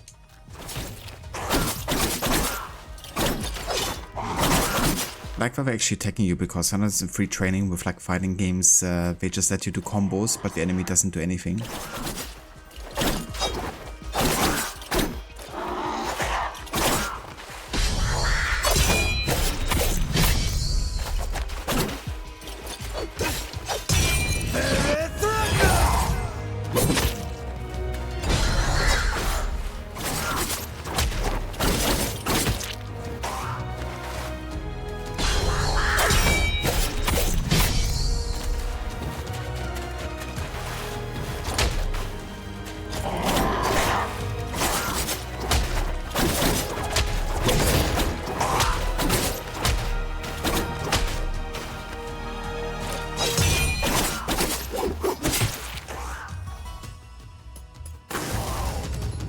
Right, but yeah, I think we're done here for now. Let's carry on. But yeah, now we have enough to actually get a second healing potion. Whoa. Welcome.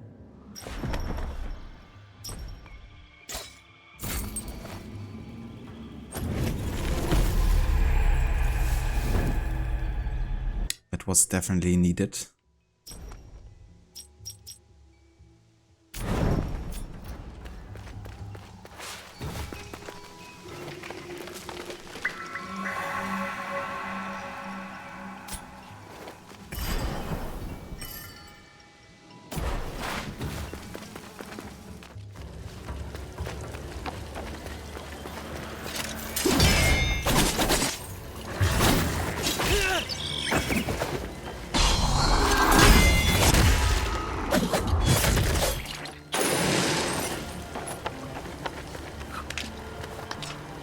Yeah, couldn't go here anywhere. But I can go down.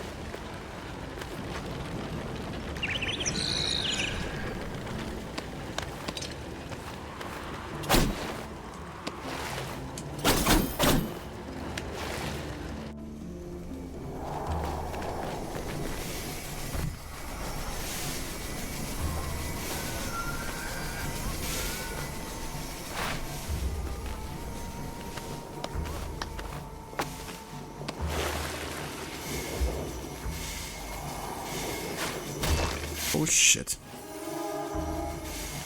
Okay, so they don't actually die one hit, you're just getting reset. Interesting. Can't dodge through that either.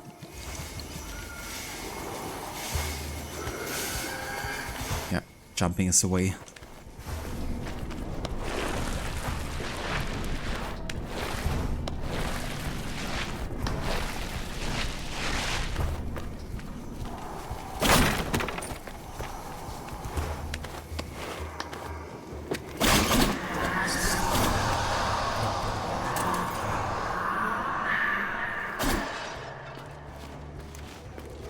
Okay. Prophecy.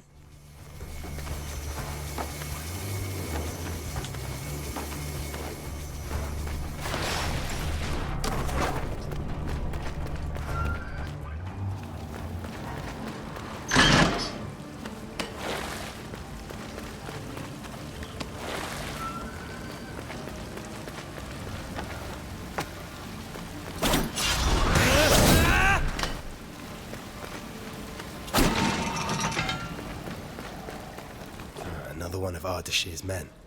Sargon. How? You're alive. So much time has passed. What? You only got here last night. One single night that has lasted 30 years. 30 years? This place is a prison. There is no way out. You must flee. Where are your brothers in arms? All lost in the Citadel. All prisoners of time. This is no end for a warrior. This endless captivity. But he must have had 20,000 beers. I mean, yeah, in 30 years, I would say so. Or 2, right. 2 or 20,000, somewhere in between. Ava Selkett, welcome in. And good day to you. I hope you're doing well. If a soldier is to die, it should be in combat. Free my men, my insignia. Take it. My brothers in arms will give theirs too. When the time comes to release them. Side quest for Lost Warriors. Okay then. The insignia of Persepolis. Notion was Ardashir's right-hand man, a good tactician and a respected strategist, but he stayed away from the battlefield whenever possible.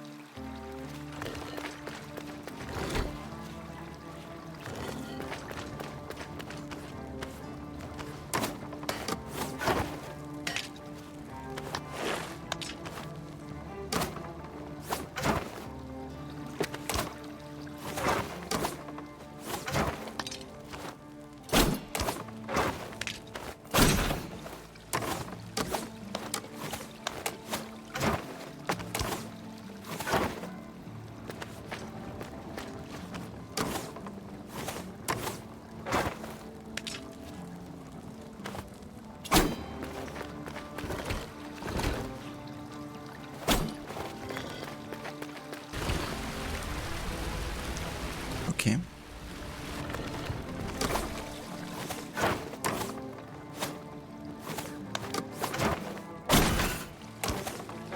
It works.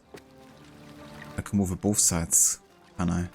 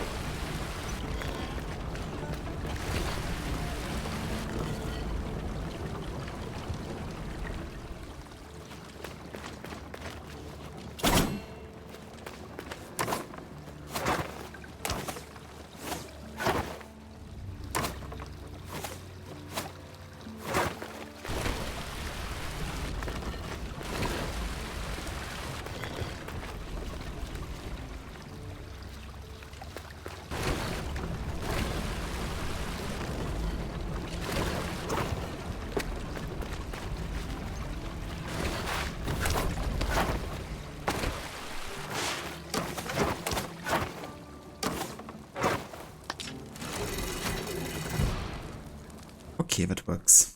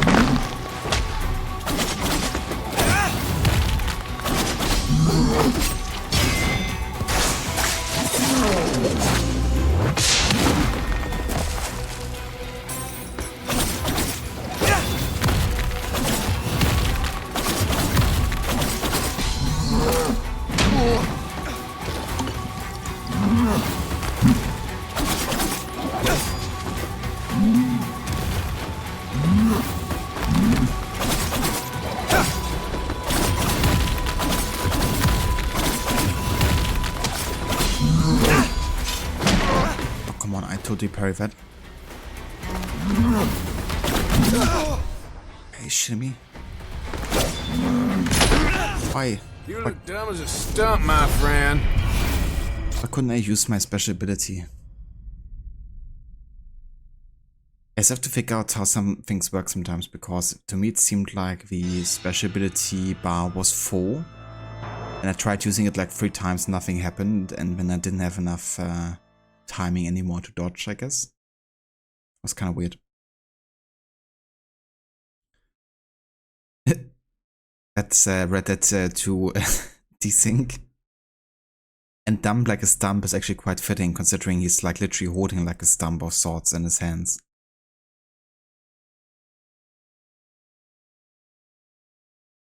But yeah, let's try this again, shall we? The beginning was quite good, but then I fucked up in the second half of a boss fight.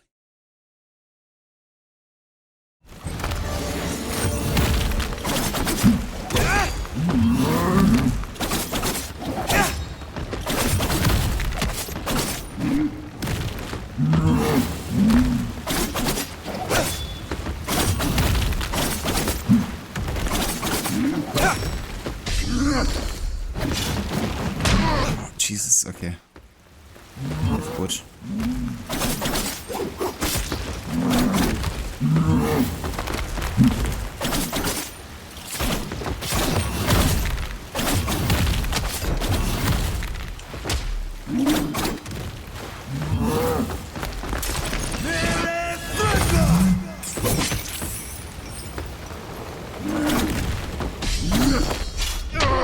Jesus. Totally pressing parry there. Not good enough.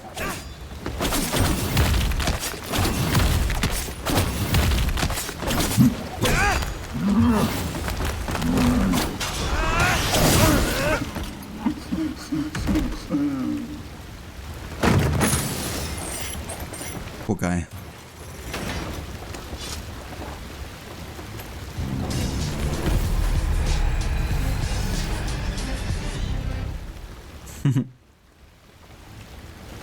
Soma Tree Pedal. Collect 4 Soma Tree Pedals to increase max health.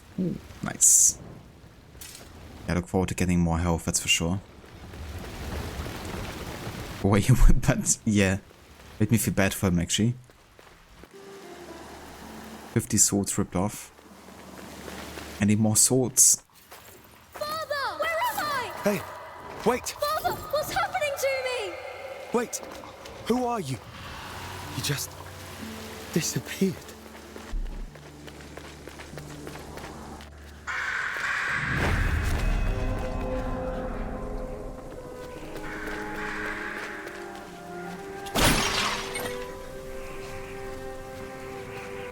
Can never make the jump, can I?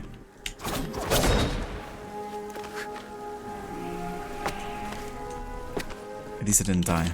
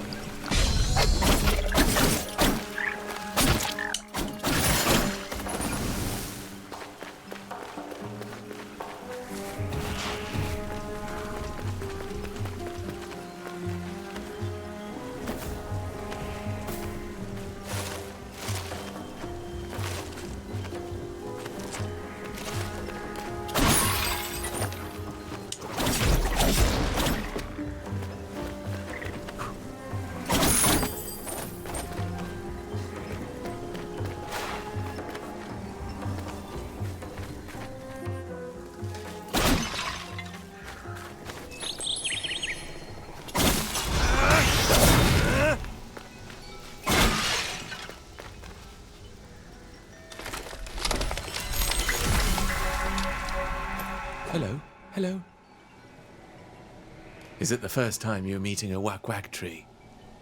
Yes, it is. That reminds me of, what was his name? Mimir. From God of War, but also from Valhalla, from the Norse mythology, of course. Because often only his head is displayed. He also has horns, I think. Usually also has a beard.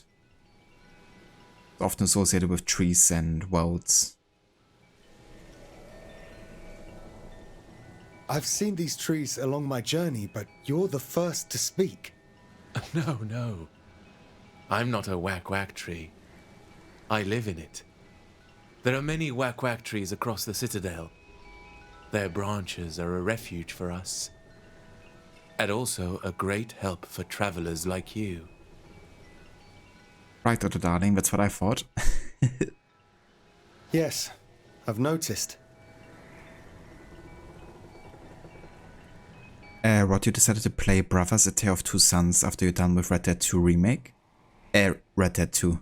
Resident Evil 2 Remake. It's a game you've wanted to check out for a while now, and it was one of the inspirations for a Plague Tale with a concept of siblings working together to solve puzzles. Very nice. That sounds really cool, actually.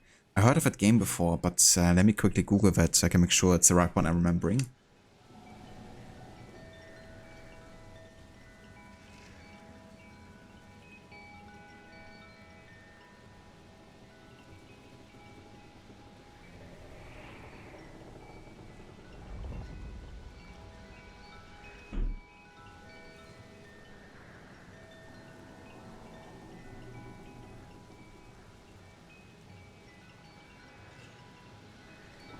Yeah, I've seen like a little bit of it, actually. It looks pretty cool, and yeah, the whole like working together aspect I think is really interesting in some games. I mean, speaking of God of War, there was of course another game where you also had like had to work together between two different characters quite often. But I can definitely see how that was inspiration for Plague Tale for sure. They recently announced a remake for it too. Interesting. So I reckon the game is definitely quite a bit older then. But it looks quite nice. I'm looking forward to see you play that. These trees have always been here, since the start of all life. Their roots are deep, nourished by the primordial athra that resonates within all things. But now, the forest suffers. Amidst the curse, a creature from elsewhere sows more misfortune and desolation. Here, take this. You'll need it.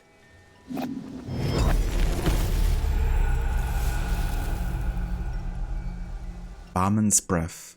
Create an explosion and a healing zone that gradually restores health. Nearby enemies are pushed back, can only be triggered from the ground. This is a level 2 Athra Search. Hold left trigger and Y to trigger Barman's Breath when your gorge has reached level 2. Now that sounds really nice.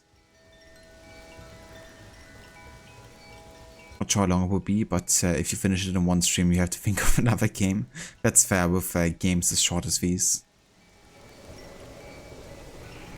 Well, I can always recommend, of course, some PlayStation exclusive games. There's some gems on there for sure.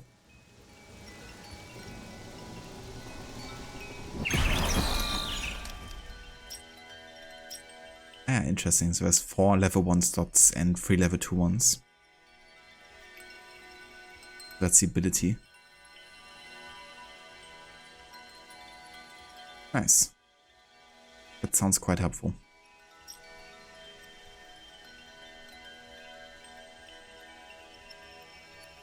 Absolutely, yeah.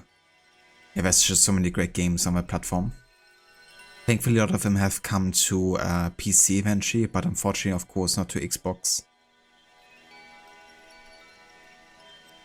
And yeah, speaking of PlayStation games, I've actually bought Uncharted 4 recently. So we can definitely play 3 and 4 now, quite soon, potentially. The ones I haven't played yet. Hey there, Anglo, welcome in. Talking of a Plague Tale, you have been playing Requiem these past few days. Never played the first one. It's one of the most beautiful games you've ever played. Graphic-wise, it's amazing. It can, however, at times be the most annoying games ever. Yeah, that's for me. It's like the other way around. I've only played Plague Tale: Innocence, and I haven't played the new one yet. But it looked pretty good. But I can definitely understand the frustration because I haven't seen others play it. It was definitely also a mix between enjoying it and being frustrated with some of the stealth scenarios, I think, and some of the enemies.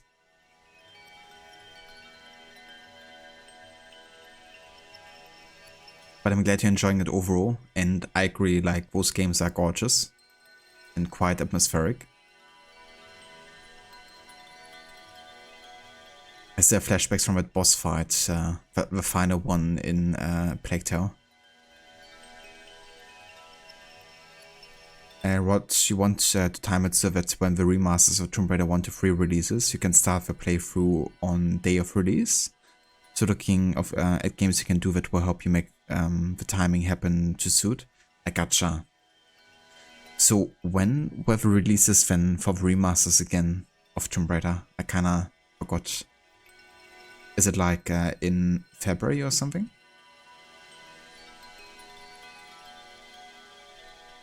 Oh yeah, dude, yeah. I was kind of looking at a used kind of like game and movie site that I use quite often sometimes. I basically refurbish like disc and yeah, selling them for much cheaper. Citizen. And yeah, I spotted Uncharted 4 there for like $5, I think. So I was like, okay, that's actually a really good deal.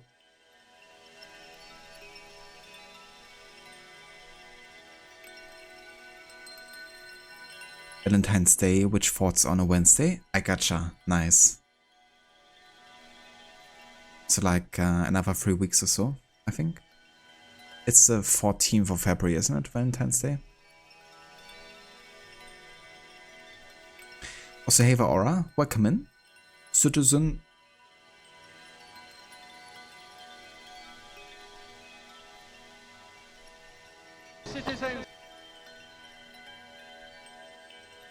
Really cool to have plays like that, especially if you can get more longevity out of them. For sure. Yeah.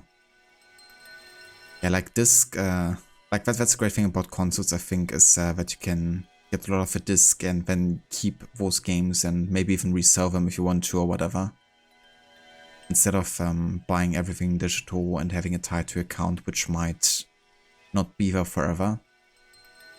That being said, of course, discs aren't really guaranteed. Like often nowadays, discs are like just a glorified download code, right? At least you can use them from any account, but still, if the game's not downloadable anymore, then yeah, it just really doesn't matter all that much.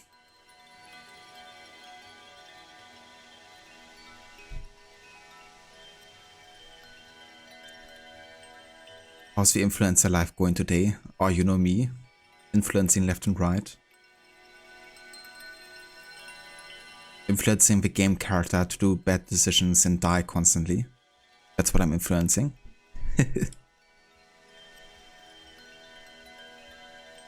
But yeah, no, it's going pretty good. I'm really enjoying this game so far.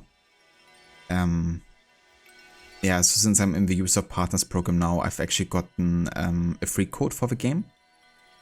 And this game was also developed by the same guys behind Rayman Legends, which I love personally.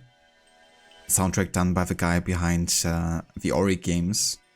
So I was like, okay, I mean, that sounds like a game I should definitely check out then, especially if it's for free. So yeah, definitely can recommend it so far, honestly. I wouldn't buy it for $50 myself, but I feel like it would definitely work as a $30 to $40 title, to be honest. It definitely feels quite high quality. That's a good way to describe them. Yeah, glorified download codes. Thankfully there's still developers that care about having the full base game at least on the disc. Cyberpunk was a good example, which actually came with 2 discs, I think. And the full game being on there.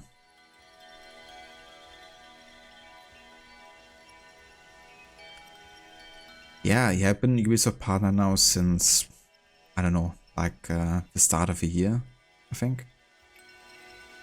just, yeah, applied to it. I was like, why not? I mean, if it allows me to get access to some titles earlier, might be nice. Especially if it's like in connection to the franchises I quite enjoy, and I would say I count Prince of Persia among them.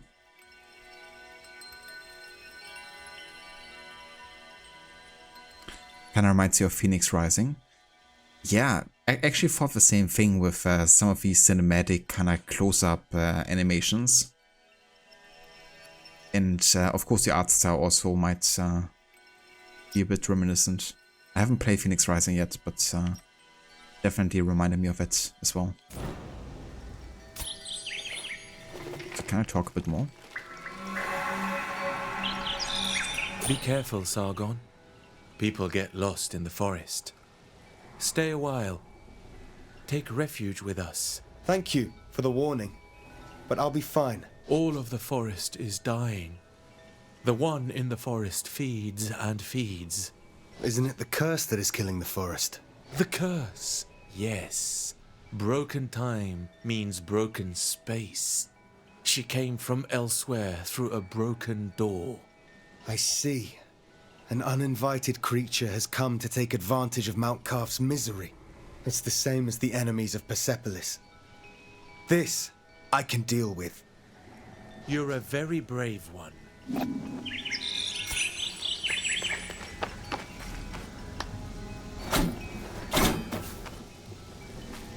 Can I go down here? Yeah.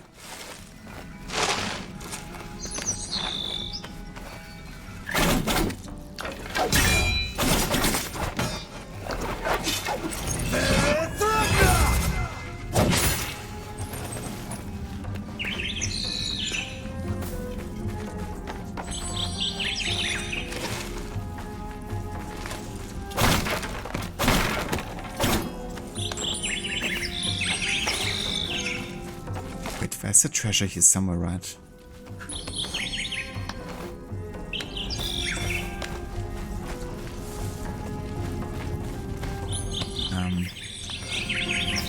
Seems like there is kind of like a way to get through there. I can't climb through it. I feel like this is another case where I might need a special ability to climb up there or something. It's another like Metroidvania kind of like location. Even has a bird. Yeah. It was like one of the kind of like amulets that I have to like summon a bird that tells me if I'm close to a treasure.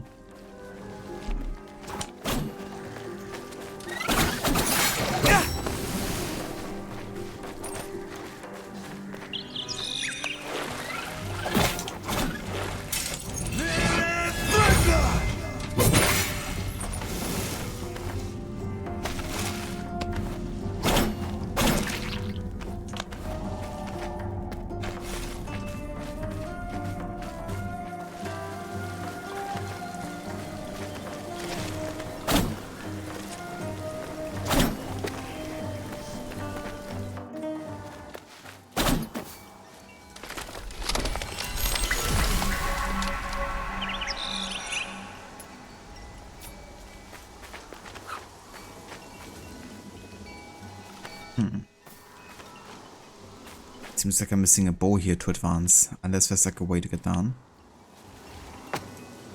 Oh yeah.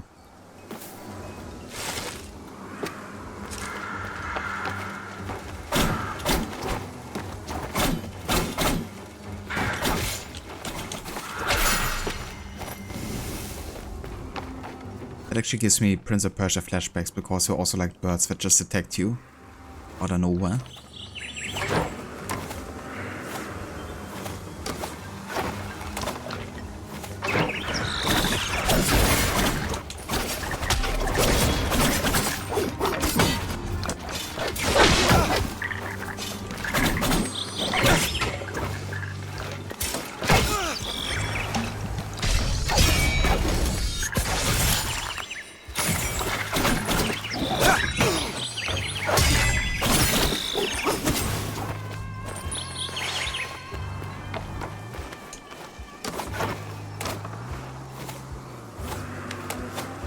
And I wonder what this like wind animation is supposed to mean.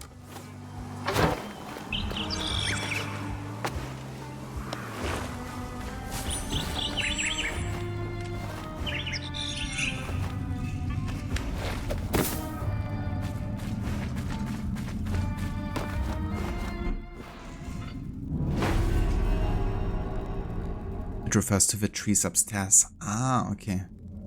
I thought it was maybe like connected to a special mechanic I haven't unlocked yet. Also, hey there, Rosie. Welcome in. We'll go down there, I guess.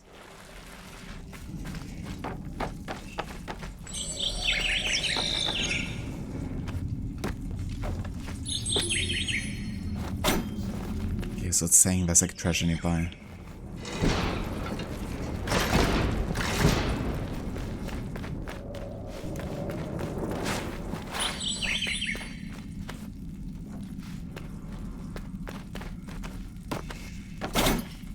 In here or something.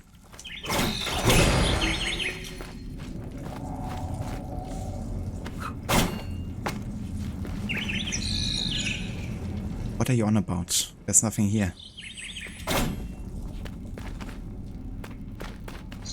Yeah, there it is. Okay, so good to know. It actually warns me quite early if there's like just nearby. Because I thought it was like saying if I'm like really close to it. Memory shard. Increase the number of memory shards. Don't forget to capture images of your surroundings regularly to add them to the map and come back to them later.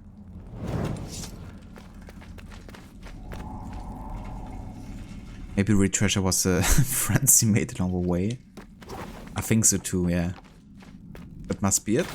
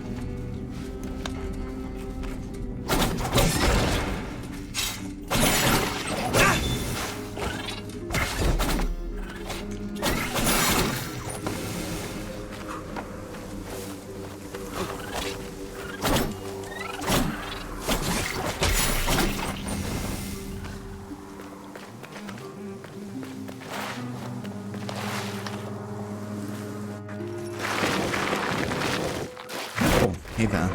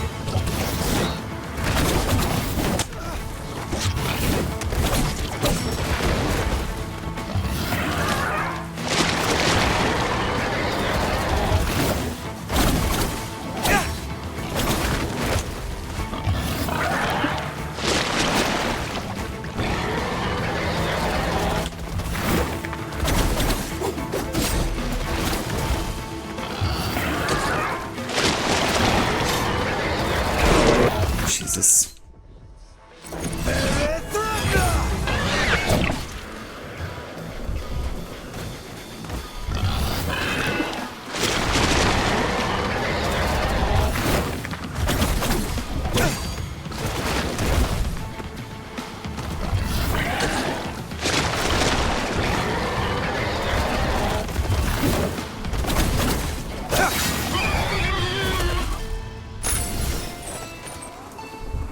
got him.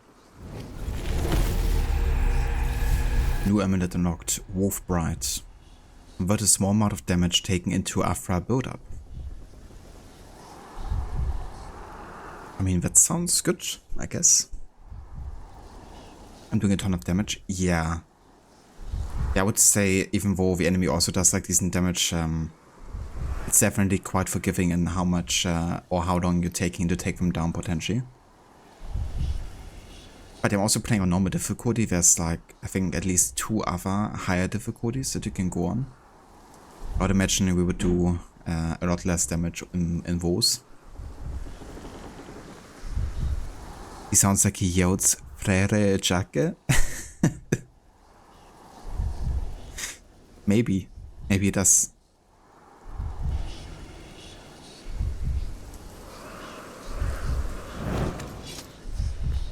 Maybe secretly French. A French saving a Persian.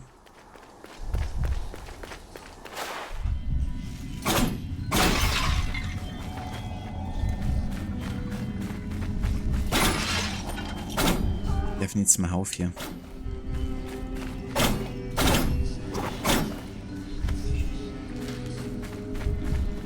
Ubisoft is a French company after all. Very true.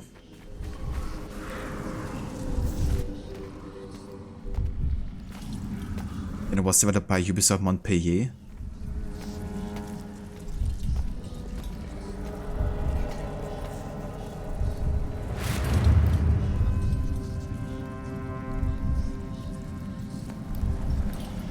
Menelaus' bow.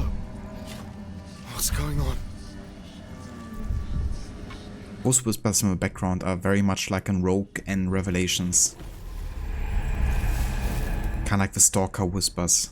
It was like taken straight from those games, I think. I think they also used it in the Assassin's Creed multiplayer games. If somebody was getting like really close to you. The Bow of Menelaus. The preferred weapon of Menelaus, mythical archer of the immortals. Press Y to fire an arrow and left stick to aim. Okay. That's true, yeah. But there's been a couple of sounds where I thought they definitely reused it from like other games. I think there was even a hidden blade kind of like sound on some of the Afra search abilities. When like the hit lands, it sounds like a bit like a hidden blade. Waiting for Cassandra to show up. Yeah. Only thing missing here. A Cassandra cameo. We just need to include her into every Ubisoft game going forward.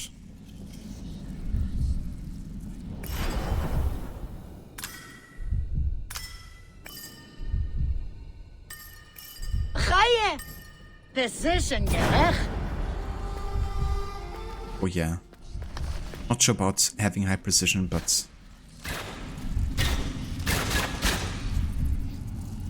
Okay, so I have 10 arrows total, and then I have to like recharge them at the... over here. Okay. That's gonna be helpful. Oh shit. Never mind. Fucked up.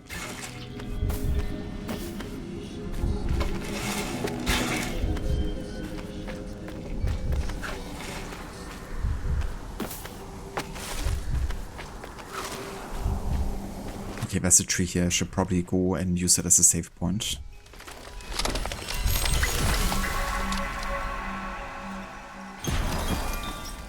And we have an amulet, the Wolf Bride. Definitely gonna use that.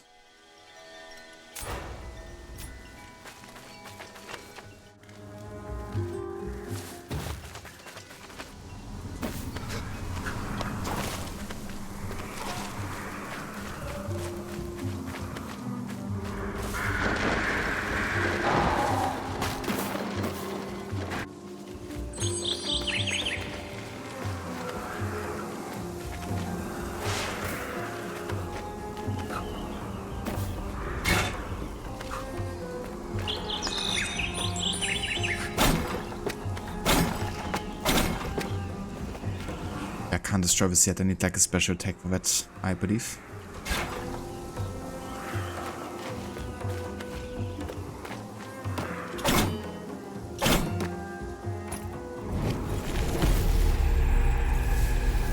The embrace of Afra. The eternal essence, the binding force that weaves the fabric of the cosmos, holds sway over all. It is the flame that burns and yet remains unburned, the very essence of existence itself. Its presence and benediction extend across the expanse of creation. It is proclaimed that life is an amalgamation of Afra. A thriving and contented mortal being embodies a dynamic yet harmonious union of the diverse aspects of Afra that define our essence. It encompasses both the tangible and intangible realms, from the corporeal to the ethereal? Corporeal to the ethereal, I think that's how it's pronounced.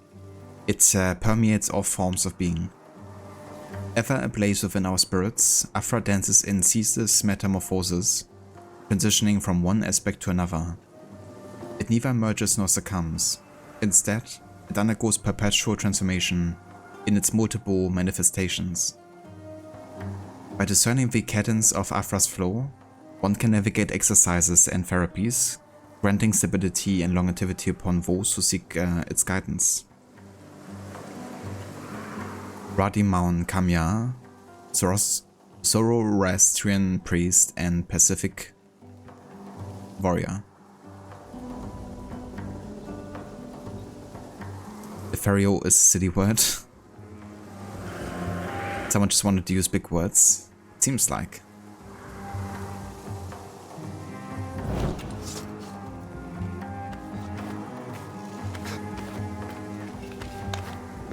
Look at these grown-ups with the big words. Oh shoot.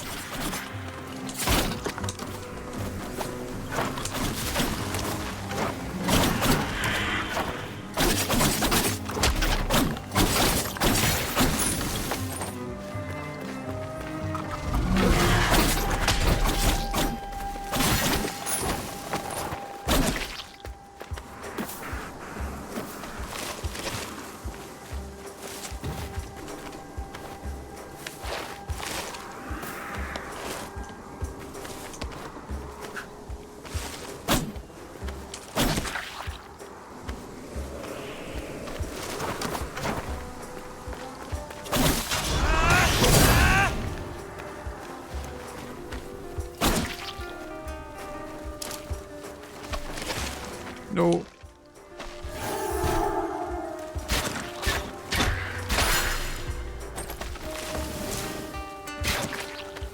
Okay. Oh shit. I shouldn't have done it while moving in the air.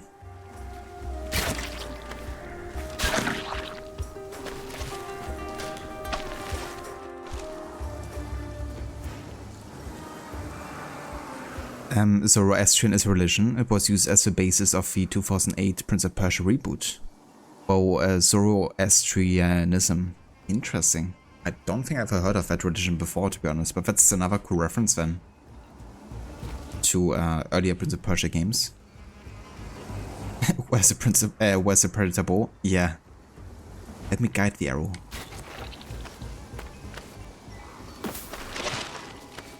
Okay.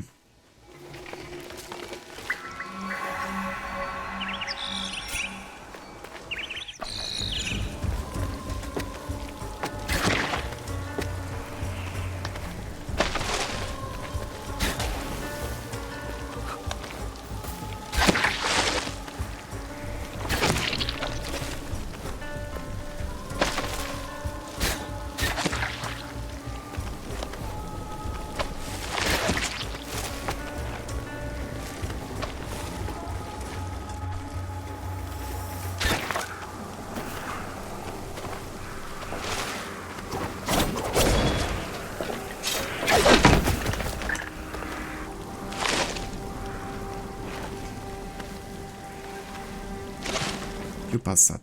Kick me down.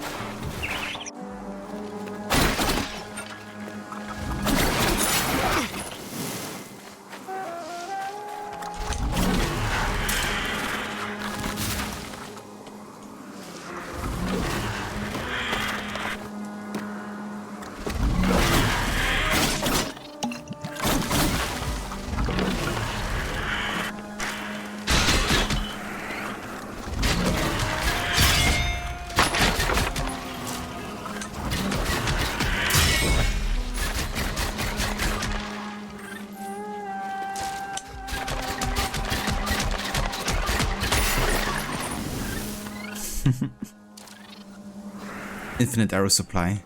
Easy.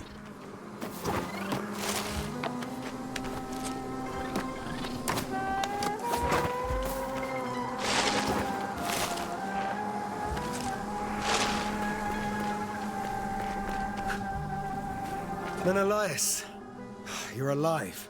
And that amazes you somehow? I found your bow. Different possibilities, all unfolding at the same time. It may be worrisome, but at least I know my bow is in good hands. Huh. It got doubled. Anahita is taking Hassan to the top of the citadel. Right. To the Simor Gate. Before I forget, my bow serves a dual purpose. You may want to take another look. I'll meet you up there.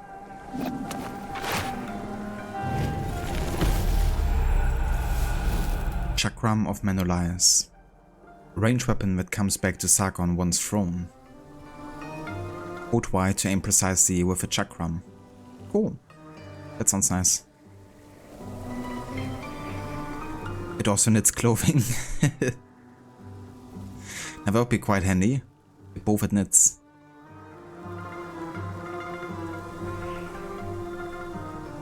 Chakrams are cool. They definitely are. Just reminded me of Assassin's Creed Syndicate with the Jack the Ripper DLC. Kinda interesting how they have the animated conversations and the art overlay. Yeah, it kinda is a bit like in Hades, isn't it? That's what it reminded me of. At least the art overlay is quite similar, I think. Even Xena has one. You never know when it could come in handy. Hey there, Hermione, welcome in. Definitely am. Yeah, this game has been quite a joy so far to play. Like, surprisingly good. I didn't really have it on the radar, to be honest, for a long time. Only like seen a trailer and then didn't really follow up on it, but now that I'm playing it, I'm really enjoying it. How are you doing? You're a big Prince of Persia fan, but wanted to play this game? Nice. Yeah, I quite enjoy the games. I've only played Sense of Time and Warrior Within, but I really enjoy those games, especially Sense of Time, and yeah, and cool to kind of like play now like a newer version and also like going back to 2D.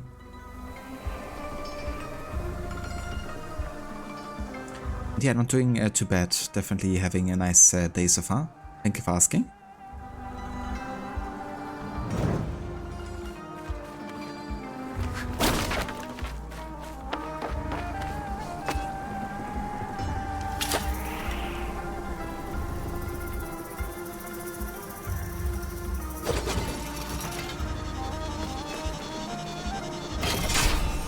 Okay, that is pretty cool.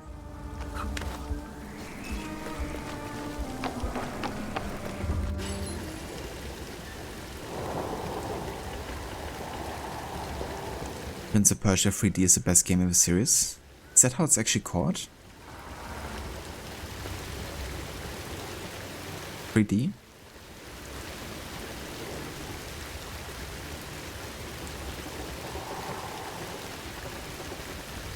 That's the title? Ah, okay. When did that game release actually?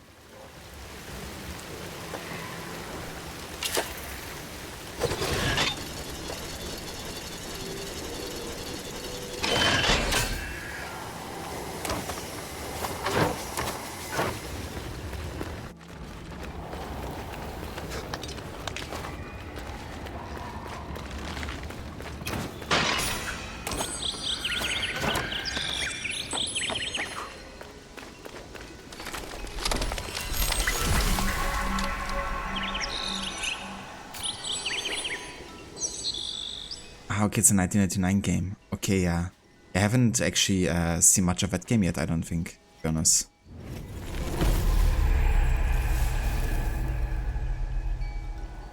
It's a third entry, has the same principle as the first two games, and was the first entry to go 3D before Ubisoft got the rights. I gotcha. So then the next game in the series, I guess you could say, and the first by Ubisoft was Sense of Time then. Is it? The gameplay is a little clunky, but the environments and music are awesome. I gotcha. Maybe I have to check that game out at some point. I mean, I want to go and play all of the Prince of Persia games at some point. Not sure if I play like the very first one, because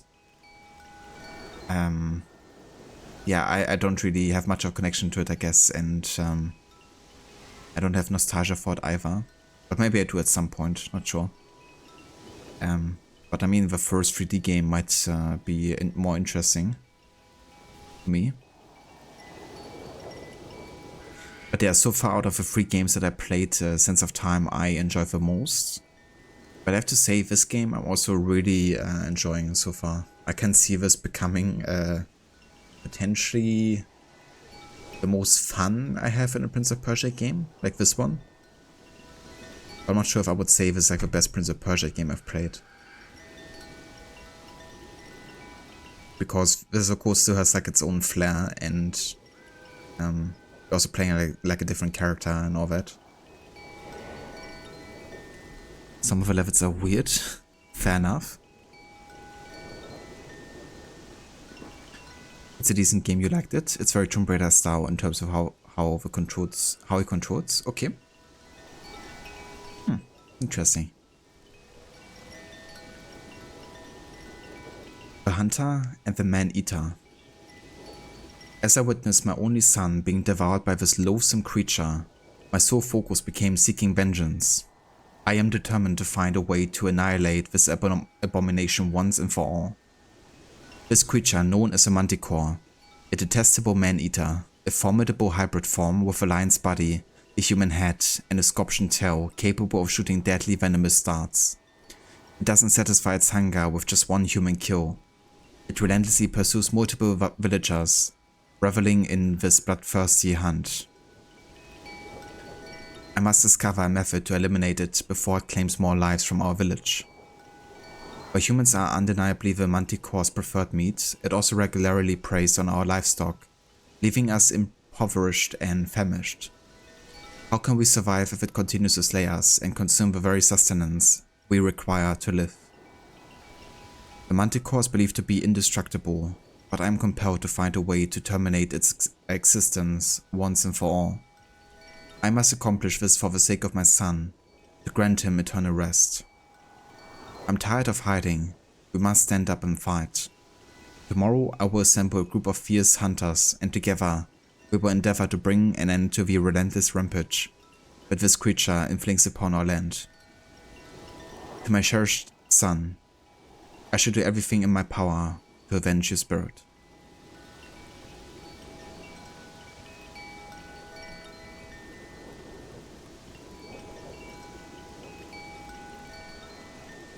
First Prince of Persia game from Broderbund has a lot of ports and versions. I gotcha.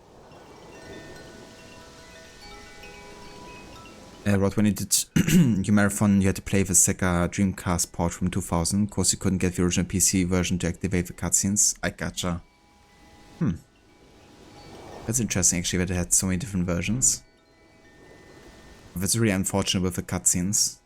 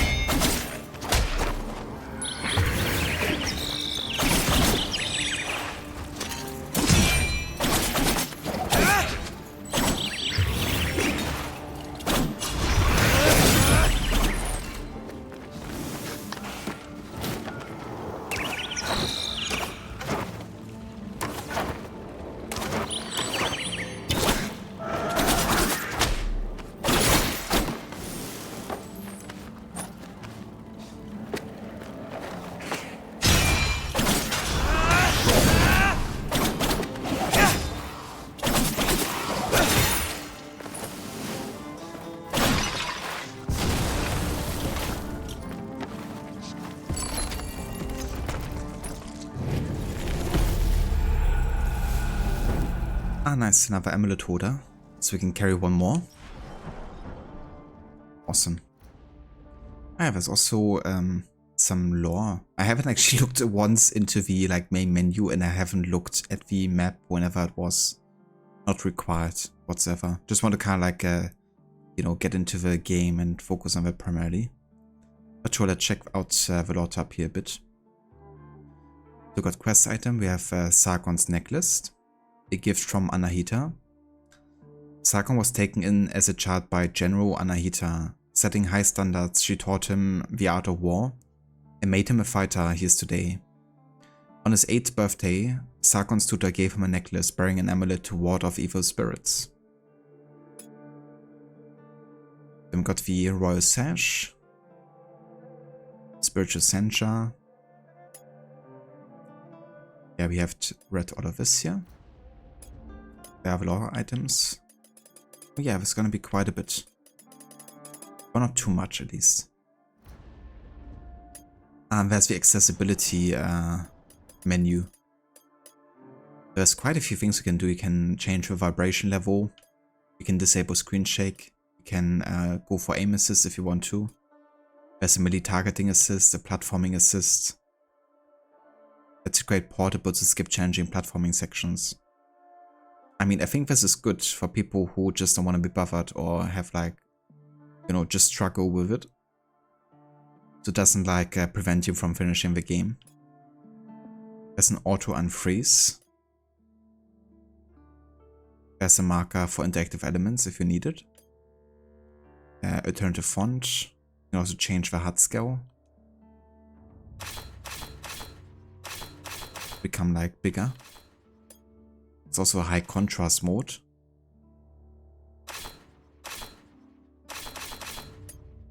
So there are quite a few accessibility options.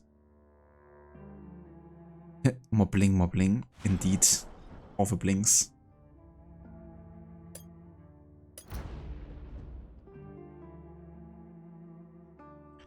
Just put everything on the assist and let the gameplay itself. I'm just gonna be the observer.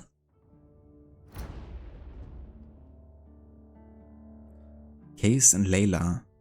Sargon's signature dual blades gifted by Anahita to celebrate his standing with the immortals.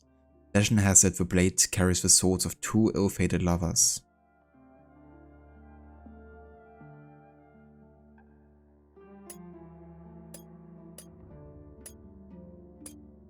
Okay then. Ah, there's also skins.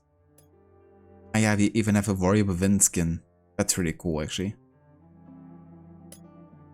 It's also the immortal one. So there we go. Warrior Within look. That is pretty cool.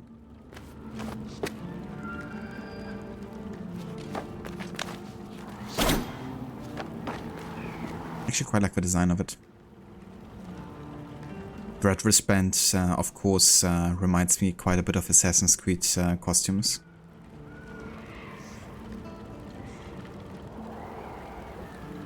You don't think Ebb should look like that?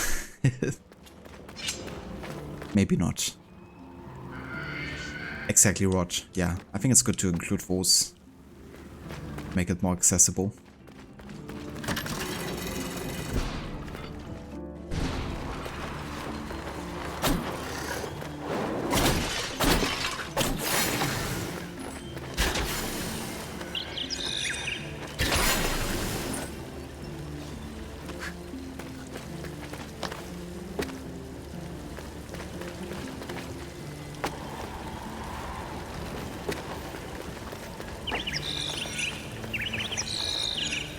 The treasure is somewhere nearby.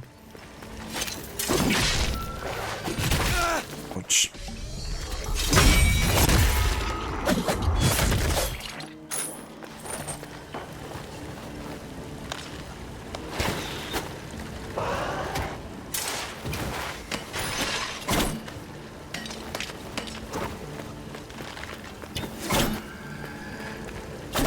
So where's this treasure then?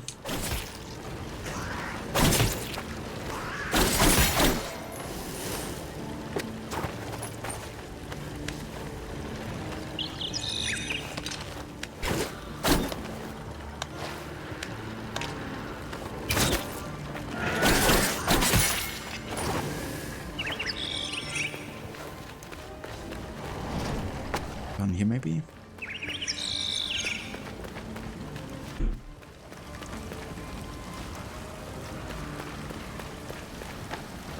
have no idea. I gotta say, the bird isn't quite as helpful as I thought it would be. Like, yeah, I now know there's like a treasure here somewhere, but...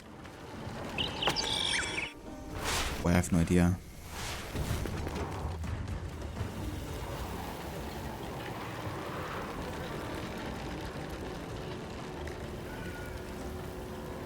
Waiting for the Etsu skin, there has to be one. Or maybe people are gonna mod it into the game or something. Or God of War Ragnarok has so many good accessibility options, one of them being instead of mashing a button for certain cinematics or actions, you can hold it instead. That is quite nice. Because lots of people just struggle with that. There's like so many people that never played past the Belek fight in AC Unity. Because just couldn't get past all of the mashing quick time events. It's nice to kind of like have those options. This level makes you think of Sonic game you used to play on your Game Boy Advance SP. Nice. I also played on the Game Boy Advance. Not the SP though.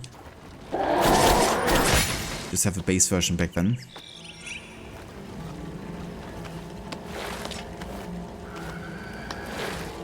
What are you up to, bird?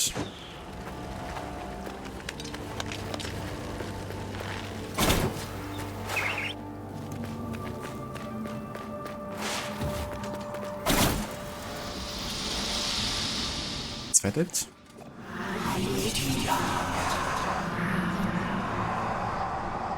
Another prophecy.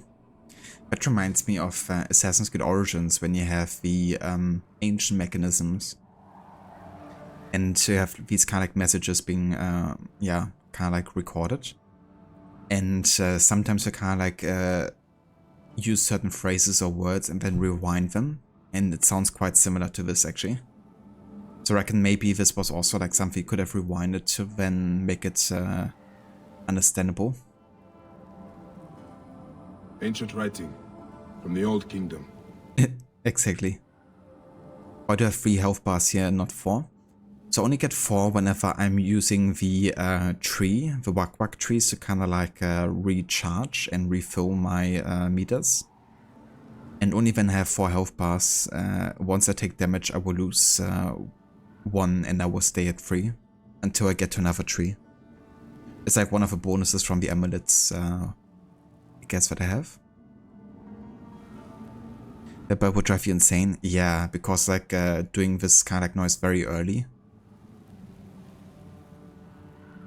Hey bird, can you bring us some pizza? I wish.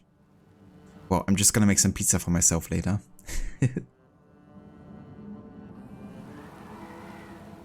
PSP was the first foldable Game Boy, if I remember correctly. It was so cool at the time.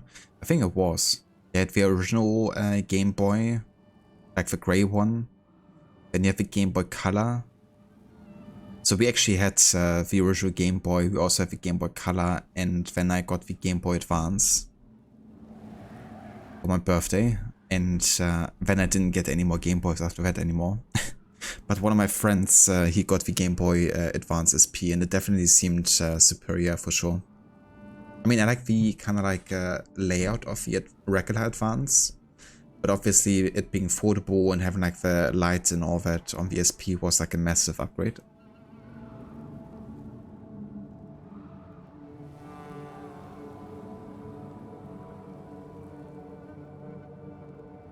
Someone should do a Looney Tunes mod and make the bird Tweety. Imagine. Yeah, where's the modding community here? Pizza party. I mean, yeah, I have definitely enough pizza flour to serve dozens of people. I think I still have another 2.5 to 3 kilograms of pizza flour left at least. That's enough for like 20 pizzas, roughly. I need like 150 grams of flour per pizza.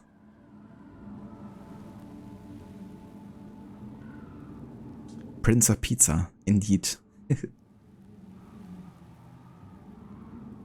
You have a Game Boy Color too, then you got basically every new version until the 3DS, you think. Having our siblings and taking road trips was apparently worth the investment in portable gaming. Fair enough, yeah. Yeah, it was definitely perfect for like longer drives and stuff. I still remember like playing the Game Boy deep at night or like very late in the evening and not having any light, and then having to use like the passing lanterns when driving as like my only light source to play.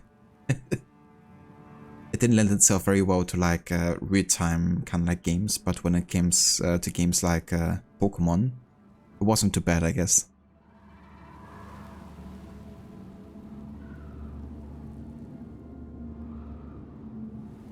And like a year or so ago, you got super into playing all the Pokemon games, so you have a ton of 3DSs now. Yeah.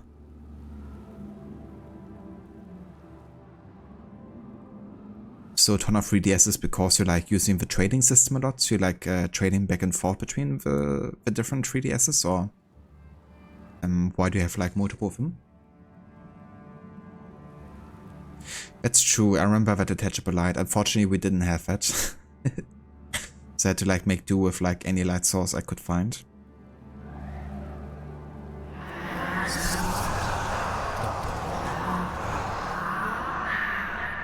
Have a lost sense of time, reveal the prophecy.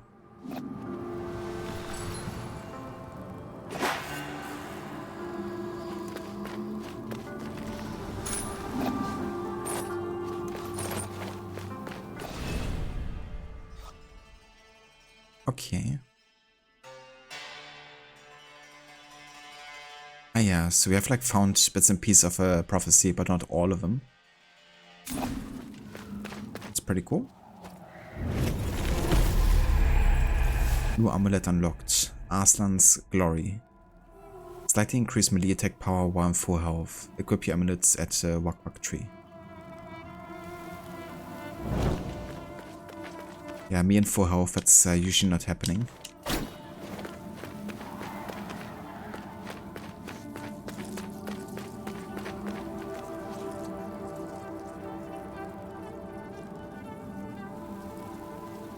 Ah, okay, I gotcha, Aura. I mean, that's fair. Definitely fair. Get a bit of, like, customization.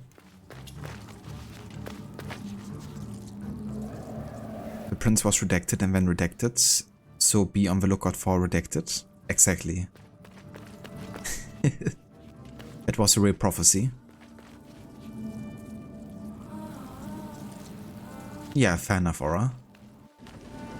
I mean, it's nice when you can treat yourself like that sometimes.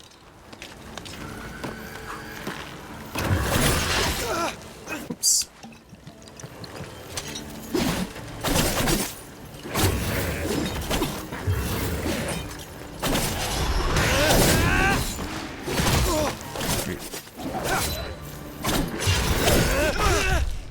Oh shoot.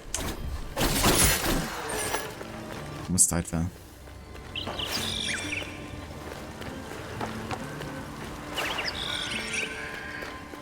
Yeah, we get a bird vested treasure nearby. Good to know.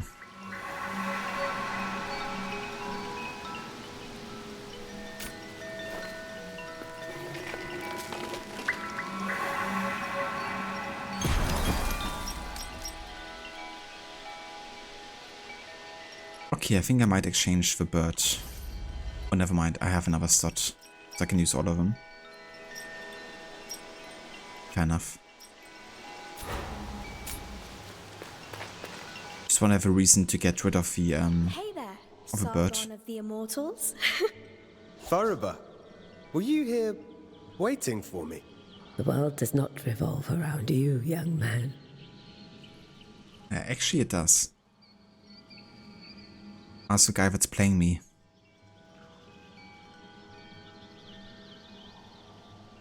When you found that they had picked ones, you had to get them. I mean, naturally, Aura. Hey, if you are welcome in, dude. Yeah, just playing the new Prince of Persia game and definitely enjoying it so far. Hope you're doing well. That's my Maman Bozorg. I just know you'll want to visit her shop from time to time. Hi, Sargon. We can buy a hint. Interesting. Sure. The upper citadel. Do you know how to get there? Of course I do. I can go anywhere. But for you, it might not be as straightforward. Anyway, I see you now have a bow. To the west, you could reconstruct the statue of the great goddess. That's the easiest way. The broken statue. I know where it is.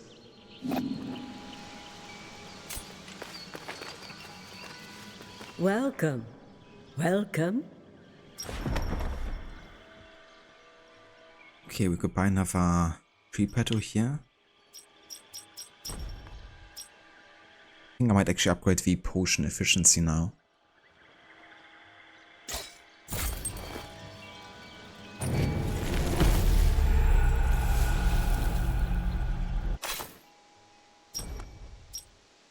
Could also get another amulet.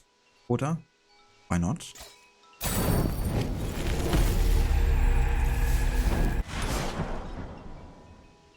I like that you can actually farm this currency. Like, I could spend ages just going back and forth and kill the respawning guys. Then I would get enough to actually max myself out here if I wanted to. I want to dedicate myself to doing that. I want to take it, of course, naturally, but it is cool that you can do that if you want to.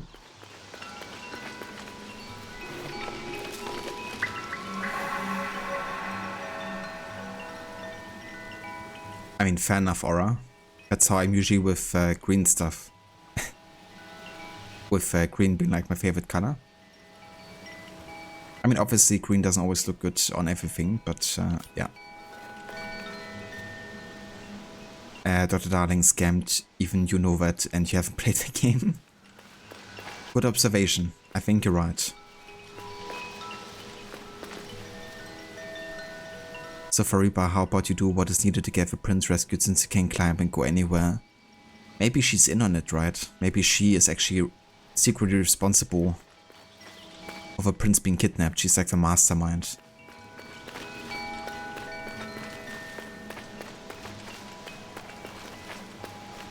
Apparently this new, you didn't know they rebooted the series. Yeah, it is. This game was made by the guys behind Rayman Origins and Legends.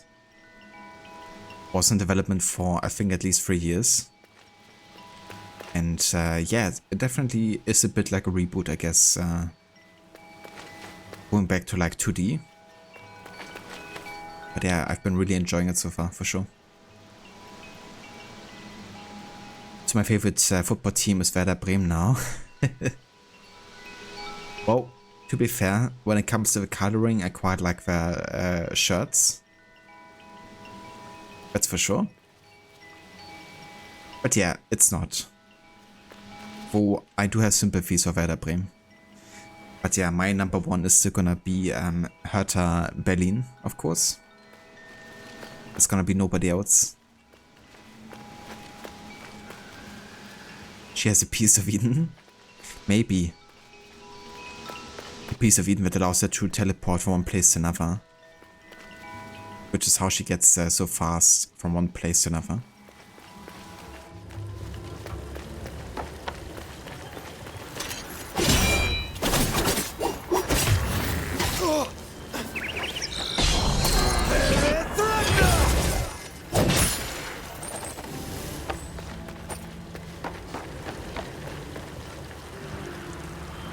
It would definitely be helpful, that's for sure.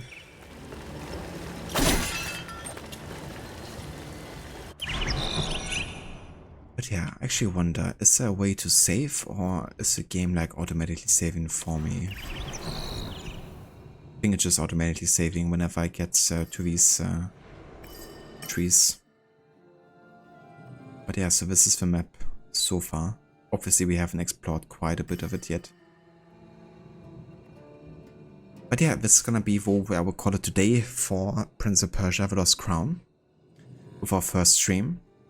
We're gonna come back to this, I believe, on Friday.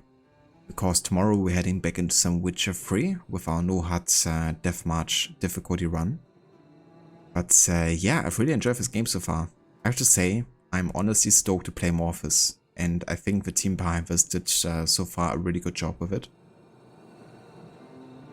There's a good mix between like narrative, combat, parkour, puzzles. I mean, puzzles more or less, but yeah, a bit of like a puzzly nature, I guess, in some locations. I like the Metroidvania aspect, making it like attractive to go revisit locations.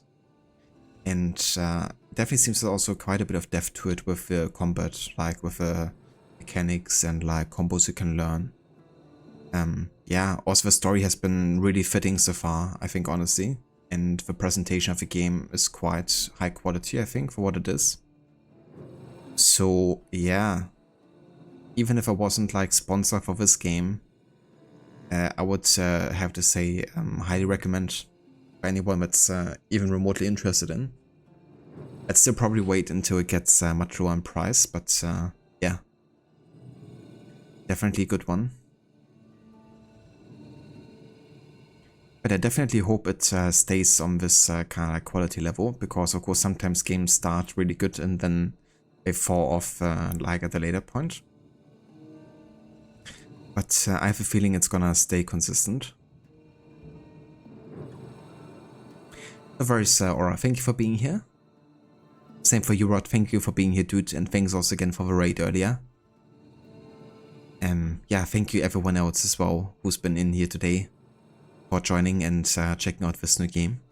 Thanks also again, of course, Ubisoft for providing me with a free code to check out this game. And yeah, let's go ahead and return to the main menu.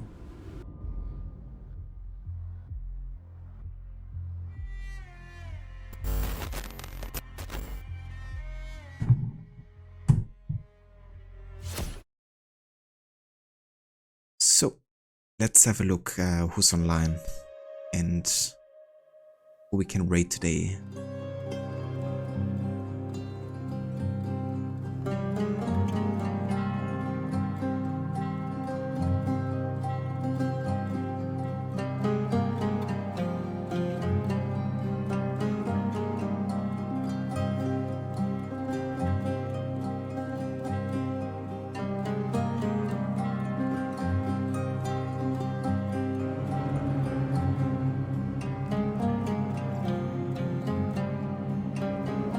Okay, it seems like Schiller is actually playing some Skyrim.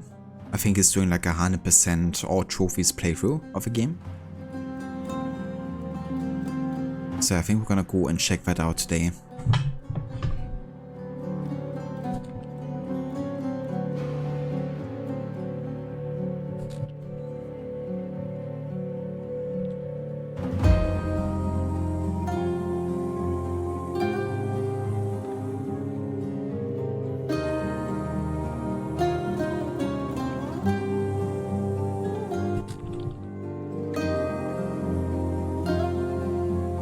I want to give a couple shoutouts for before we head out. I want to highly recommend checking out Rod, Lucinda, and Jay. Rod has been playing some Resident Evil 2. He's also going to be playing very soon Brothers, Tale of Two Sons, was it? Was that the title? Which apparently laid the inspiration for the Plague Tale games. He's also a big fan of Prince of Persia actually, so you can catch those games every now and then. And yeah, also a big fan of Assassin's Creed, Rockstar games and the likes. Also check out Lucinda. Lucinda's currently playing through Assassin's Creed Valhalla. It's her first time playing through the game. And she's yeah, been doing an entire series run for Assassin's Creed. Which means only Mirage will be left to play afterwards. And also check out Jay. Jay is currently playing some Uncharted 4, A Thief's End. It's also his first time playing through the game. And yeah, Jay is currently focusing on more narratively driven linear games. He's been playing games like Spider-Man, God of War, and now Uncharted. So if you like those types of games, then you're definitely gonna enjoy watching Jay play some of them.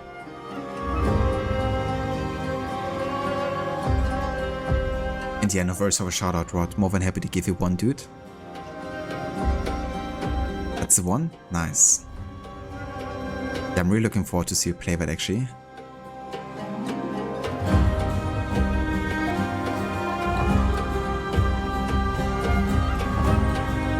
worries, Lucinda. Thank you also for being here.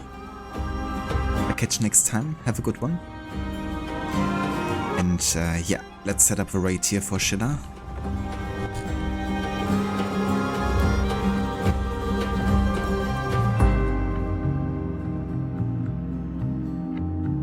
So yeah, I'm gonna be back tomorrow with Witcher 3. We're gonna continue with the Novigrad story arc.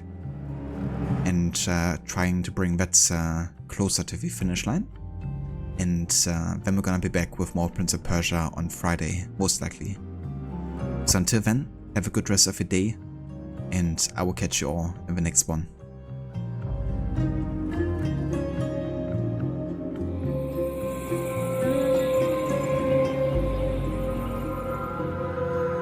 Like a little Goblin Junior. Gonna cry.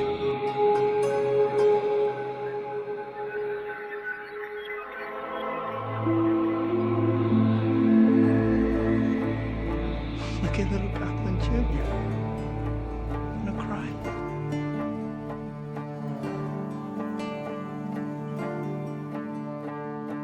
Citizens.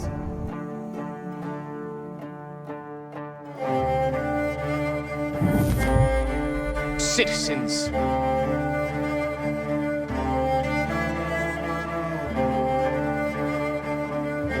Fatti avanti, testa di ferro!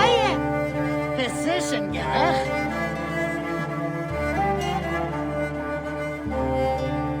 Ancient writing.